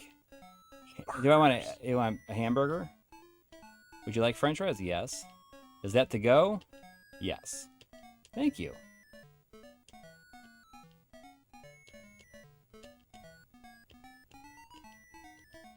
I don't know what that means. But yeah, I mean, I like the Fallout show. So I mean, maybe they have to strike a similar balance, but at the same time, Yakuza gets, I would say, way sillier than the Fallout games. Sure. So the idea that I had was like maybe they could do like every season has like one episode that's just like crazy and like weird, and it's just like not really connected to anything. Yeah. Like it can just be like, just it just like is like a weird episode. Like that show, what is it, like Mythic Quest, I think it was called, would always have like one episode each season that is kind of like a flashback episode to like different characters entirely, really. And that, I just feel like that would be kind of fun if that's how they approach it. Just like have one episode that is off the wall and wild. Yeah. Yeah, I don't know. That will be interesting. I could have bought a Bible for $100, but I did not. So I don't understand. I don't know what's going on here. I don't remember this at all. I mean, Bitrose is saying, careful now, the NPCs gives a random game over. I like that he said, if you're not going to buy anything, then get out of my store. Pick one. Earth, wind, or fire? Earth. Oh, I don't have any money. I don't know what's going on here. I don't remember this in the slightest. Please. Please, all gods, help me find the way to the arcade. Is this where you gotta pray 100 times? Is this where you gotta... Oh my gosh.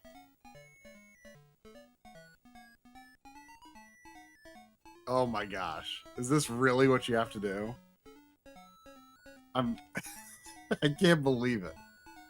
Let me look up the actual guides for this and see what it says. Imagine if this is the way you had to pray 100 times. You had to like take a step back from the altar.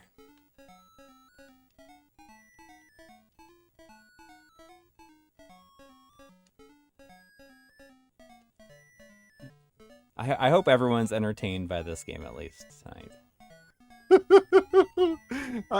In the intro to this FAQ, it says, hopefully you'll find what you want in this FAQ, and if you don't hesitate to send an email to badboy@mailcan.com. Mailcan? badboy@mailcan.com.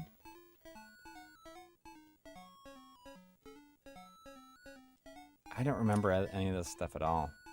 Okay, village, blah blah blah. I thought that it was just that.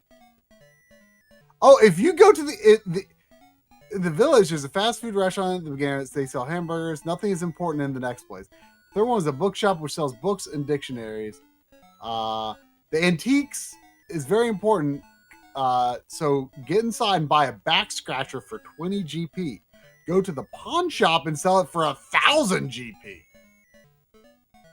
Now go back to the temple, huge green building. And you should spend between 2 and 5 minutes praying exactly 100 times.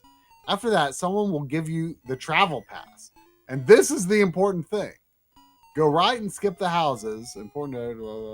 I have to buy the back scratcher where? At the antique shop and then sell it at the pawn shop.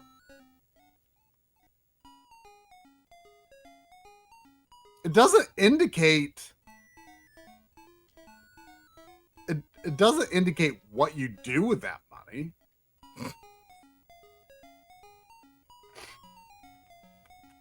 The back scratcher.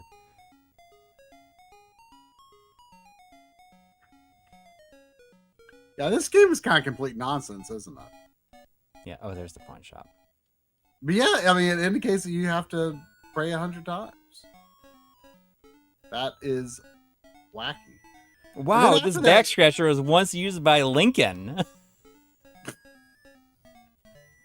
I'll buy it for $1,000.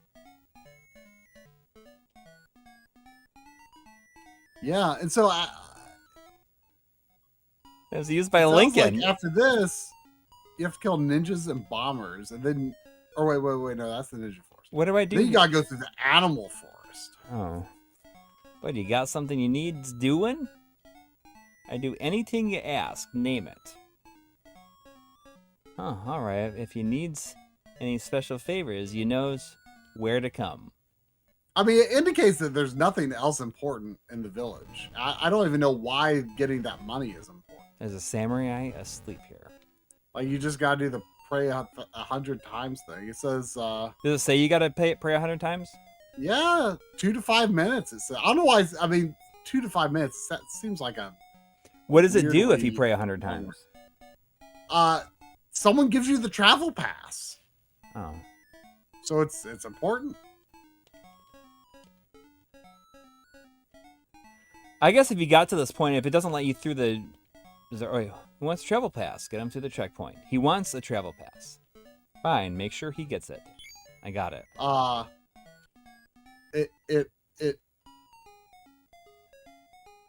Oh wait, you didn't do it 100 times? I did it a whole bunch while you were like reading it. Oh. It says there's a house with a pistol, but never take it because you'll get a game over. I kind of want to see, but you should probably not. But I kind of. I bought a book called How to Print Travel Passes, and they found it on me. How dare you anger the gods, impudent kid, with 2 Ds. Yeah. Alex has been captured. Game over. What? So if you get that, then you're done. Yep. Where's it? Oh, maybe if I continue, does it take me back here? Okay. So if I just buy the back scratcher, do I gotta? I gotta pray 100 times. Go into go into the house with the pistol. I want to see what happens. All right. The house with the pistol. The pistolet. Mm-hmm. The pistol. All right.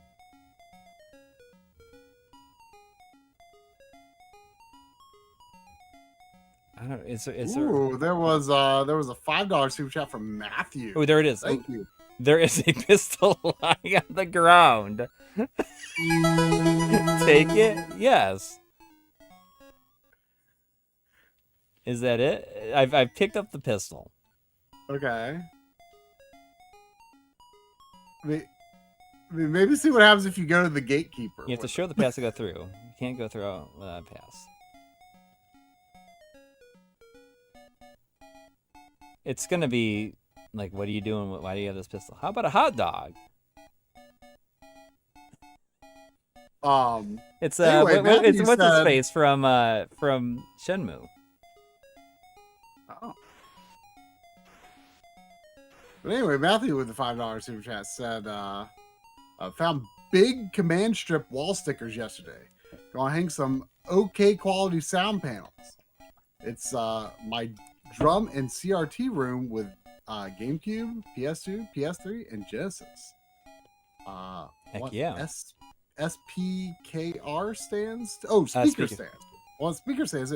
Yeah, I am way into like the ones I like. The command strips I like are the ones that are like, they're like these like plastic interlocking strips. It's like almost like Velcro, but like plastic. They like interlock together. And like I use a bunch a week or two ago to like kind of fix these like IKEA tubs that I use to the top of a cube storage unit, just so they won't like slide about. Let me show. I can't remember if I've shared these on the stream before. I might have. But I think they're neat.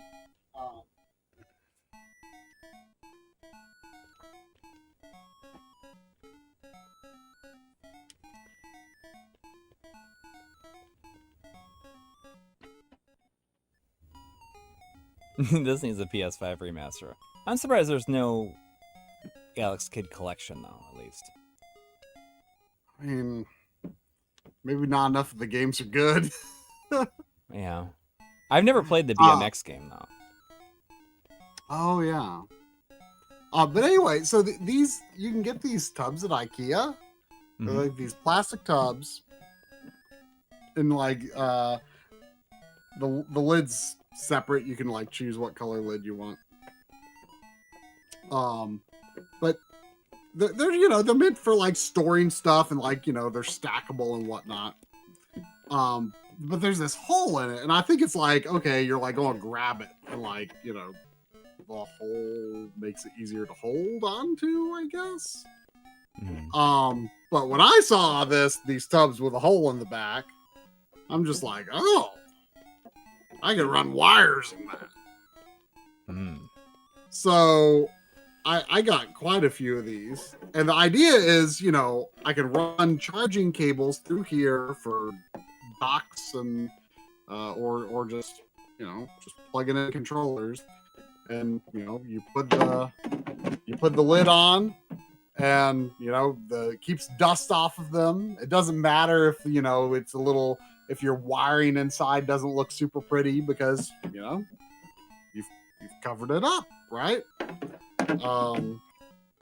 Ain't nobody gonna know. Ain't nobody gonna know. And the dust, you know, keeps dust off your controllers and stuff. It's not quite tall enough for something like a Wii U gamepad dock. Not tall enough for that, but you know, you can't fit a ton of docks and controllers, but I think it's a pretty good idea.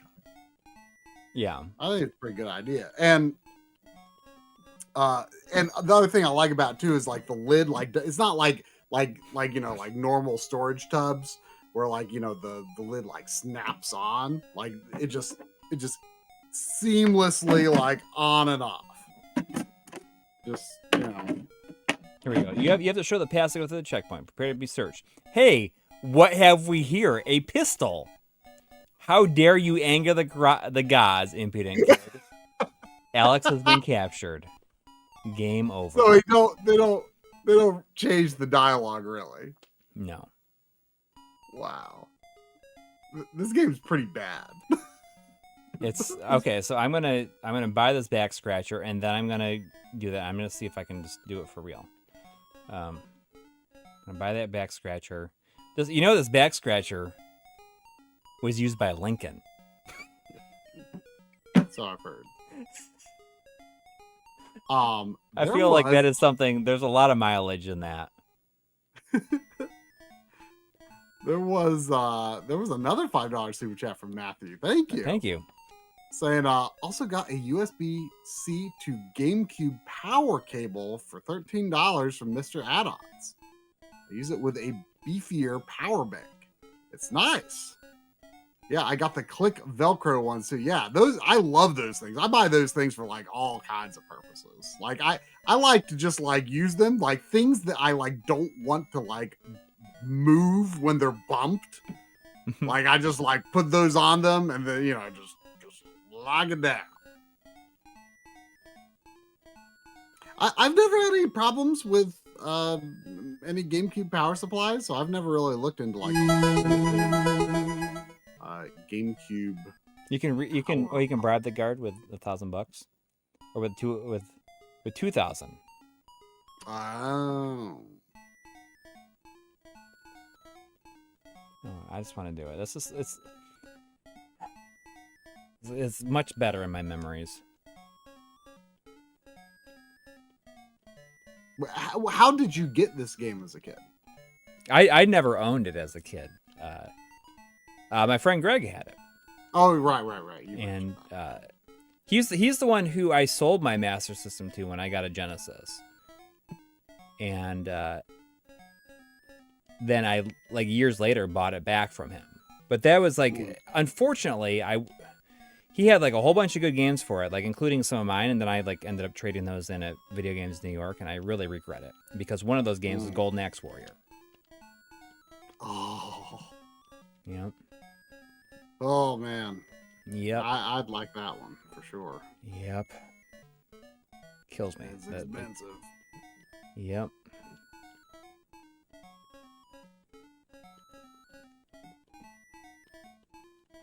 If I could go back in time, I would say don't trade any of that stuff in the Video Games New York. Well, I mean, a lot of people believe that we can indeed do that because what was it, like the very first episode on the new marathon that had an original air date of 2028? Yes. Oh, I've Because it was I've only heard about it 17 times. Yeah. Yeah. People love pointing out mistakes that you can't do anything about. It drives interaction, I guess. It does. Ooh, there's squirrels. Look at squirrels and inchworms, it looks like. And the background is the same as the other level. Yeah. Wow. So I guess if I can beat this part, like I'm not gonna like spend a bunch of time on it. I feel like Tanuki Justice is trying to be the good version of this game. Without the like because I'm just seeing like those raccoons running around. Like it kinda makes me think of Tanuki Justice. You stay in the I trees. feel like I'm being mean to Tanuki Justice by saying by relating it to this game. It seems pretty bad.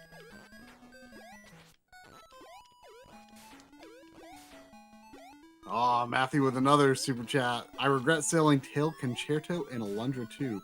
Alundra 2 I don't think is expensive. Isn't Alundra 2 like a $30 game? Alundra 1 is expensive. I think Alundra 2 is not very expensive. Yeah. Tail Concerto, though, I'm pretty sure that is. Yes. That's very expensive. Yeah, Alundra, I don't think. I want to say it's like a $30 game. It's been $30 for a long time. Alundra 1. It's pretty pricey.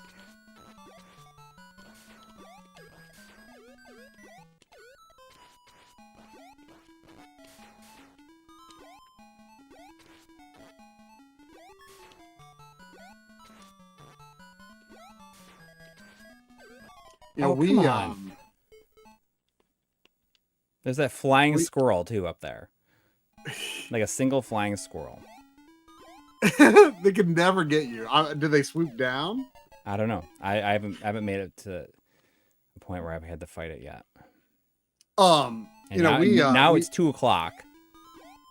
The arcade closes in 3 hours, and I'm going there with $1,000 that I made from this back scratcher. It might not be enough. Yeah. To beat the game. On the marathon yesterday, we played, we kind of made it part of our board game and donation system, where we would do 4-player NES versus challenges. Or NES Championship. Yeah. So I haven't even booted that up. What are your impressions of it so far? It's really hard to imagine it being like all that fun by yourself, but I haven't looked into the single player mode yet. Okay. Like I don't know if they structure it in a way that's interesting. It's fun in the context that we played it in, but I feel like it's hard to imagine it being fun outside of like some sort of marathon or some sort of situation like that. Yeah. But like the worst thing about it, like I'm actually really curious to try the single player mode and see if it's the same way, or I don't think it's the Joy-Cons because I think I've heard it has bad input lag. But the input lag is crazy. It's really, at least on like playing with 4 players with Joy-Con, with the NES and Famicom Joy-Cons, the input lag is I was shocked. Like, I can be pretty lenient on input lag, and it's pretty high. It's pretty high. Has anyone else found this? And like, is it different in single player versus multiplayer mode, or? I mean, I know it shouldn't take that much to run an NES emulator, but like, still, I mean, running 4 instances of an NES emulator on the Switch, I mean, maybe it's a big ask. That's weird, though. It seems like they would. It seems like something they would be be better at. The lag is really high.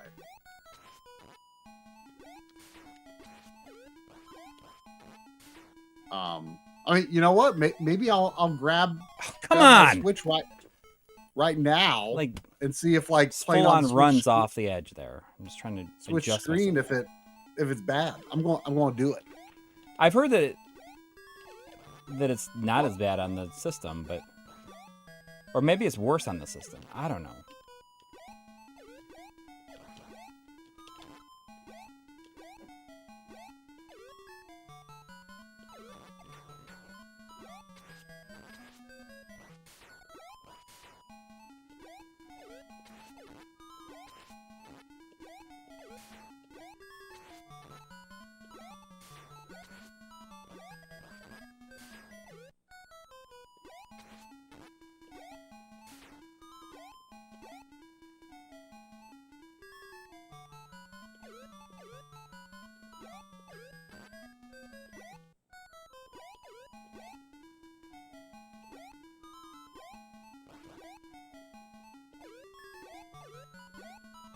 Ain't nothing scarier than some inchworms. Oop.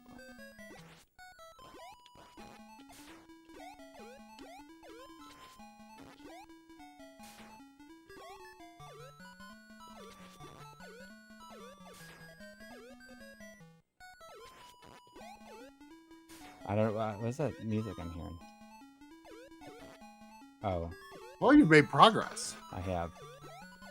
Don't jinx it though. All right, let's take a look here.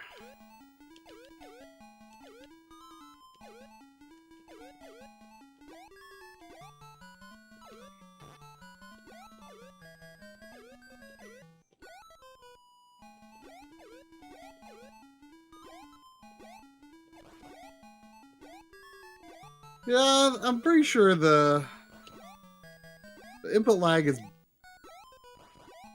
definitely better. I just made a joke for it. I made it to high tech world. Thank Christ. Huh? Oh, there he is playing Outrun. Oh, you made it. It's just a little hut. Yeah. With one game.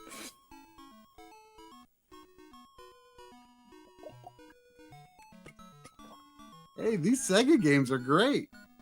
Prince Alex's adventure's over. Maybe we'll meet him again someday.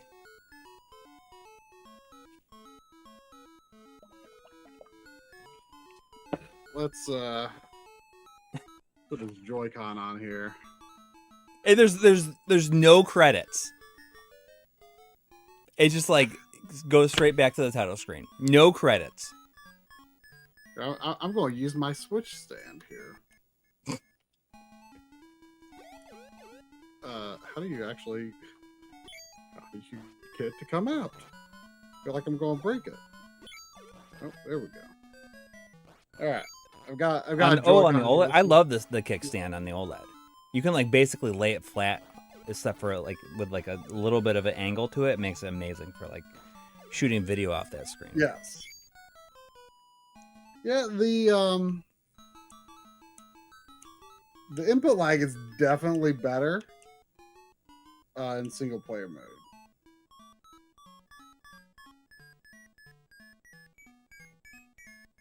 Yeah. For sure. But I don't think there's any way to, like when this game came out, like places didn't let you trade in stuff. Like trading in games weren't even a thing, I don't think. You could sell it at a garage sale. That's what I would do. Is that Wingman, not the XE2, or like the like whatever one, the new one that is coming out, the like FGC2, like works with all PS5 games. I'm so annoyed that like I bought that FGC1 and like it only works with certain games. Now they're coming out with a whole new one. The old one can't be like upgraded in any, or like new firmware or anything. It's just like a hardware thing, I guess. I mean, it's like less than a year old.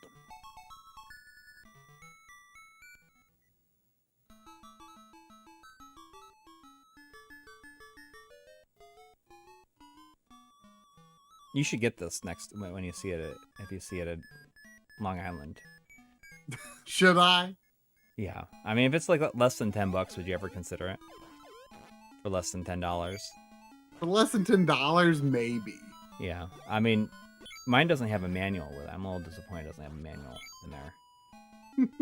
Because I feel like the manual seems like, I bet it's required to finish the game somehow. It might be, yeah. I mean, I got a lot of Master System. And I think last time I was there, I bought like one PS2 game, and everything else was like Master System and Genesis because they had so much Sega stuff. I'll tell you one thing. Like, I'm just bringing a backpack this time. I'm not going to buy a suit. I got this bigger backpack before we went on our trip, and it's kind of amazing. It's like kind of a big. It's not like a hiking backpack. It's just like a. It's just. No, I mean I'm a big fan of backpacks. Yeah, this game is butt cheeks. Maybe $5 if it's complete. Yeah, I mean I would probably. I mean I'd pay $2 for an instruction manual for it.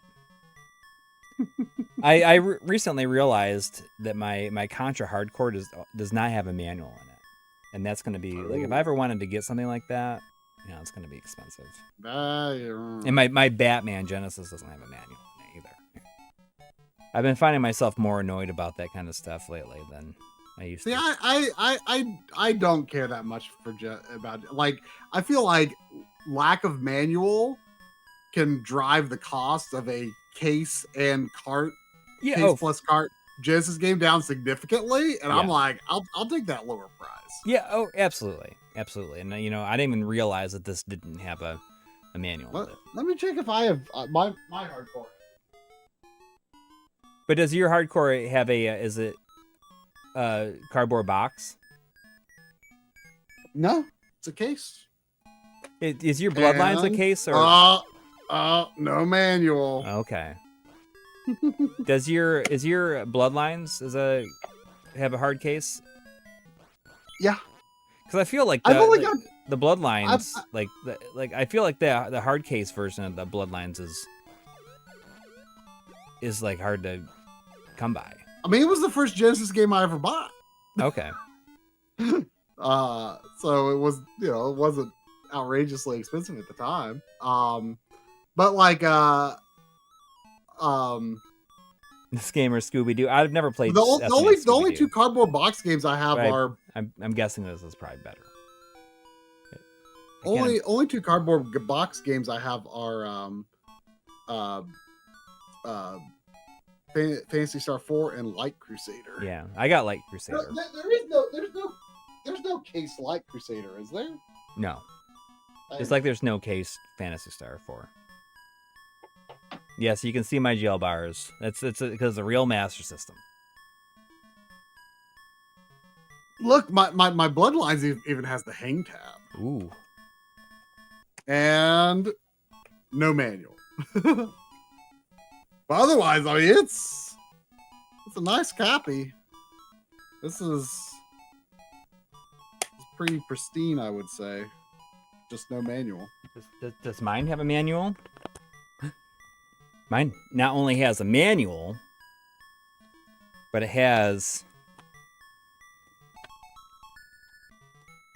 a registration card. Ooh.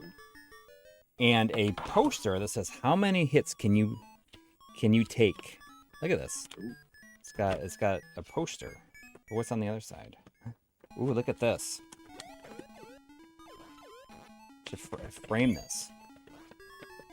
Well, Sandy's getting fussy. She's looking like she really wants to pee or poop or both. Yeah, I'm just showing. So we should probably wrap up. Yeah, I'm just showing my Lethal Enforcers. Is this Tom Du Bois? It should be, yeah. What? Like this right Castlevania? here. Yeah. No. The Lethal Enforcers. Oh, I don't know. I don't have it. Oh, Lethal Enforcers? It should be, yeah. And the gun just says like the Justifier on it. Mm-hmm. Sandy, we'll go out in the mud, okay? Okay? Yeah, the registration card just says Konami is offering a reward for your information. Following question should be answered by the primary game player. The primary game player. Do you own any other game system? Super Nintendo, TurboGrafx, NES, Game Boy, Lynx, Game Gear, or Sega CD? Who purchased this game? Mom, dad, game player, grandparent, friend, other relative. All right. Anyways. All right, well, Sandy's really upset. Yeah, I know. She really wants to Thanks know. everybody who donated, everyone for hanging out and sticking through, especially for Alex Kid in High Tech World. Remember, no stream next week. Hopefully, we will see you in Long Island. Mm-hmm. And if not, then look for us the week after. So do whatever it is that you do on a Sunday night when you don't have a live stream to watch. Yeah. All right. Take care, everybody. Good night. Good night.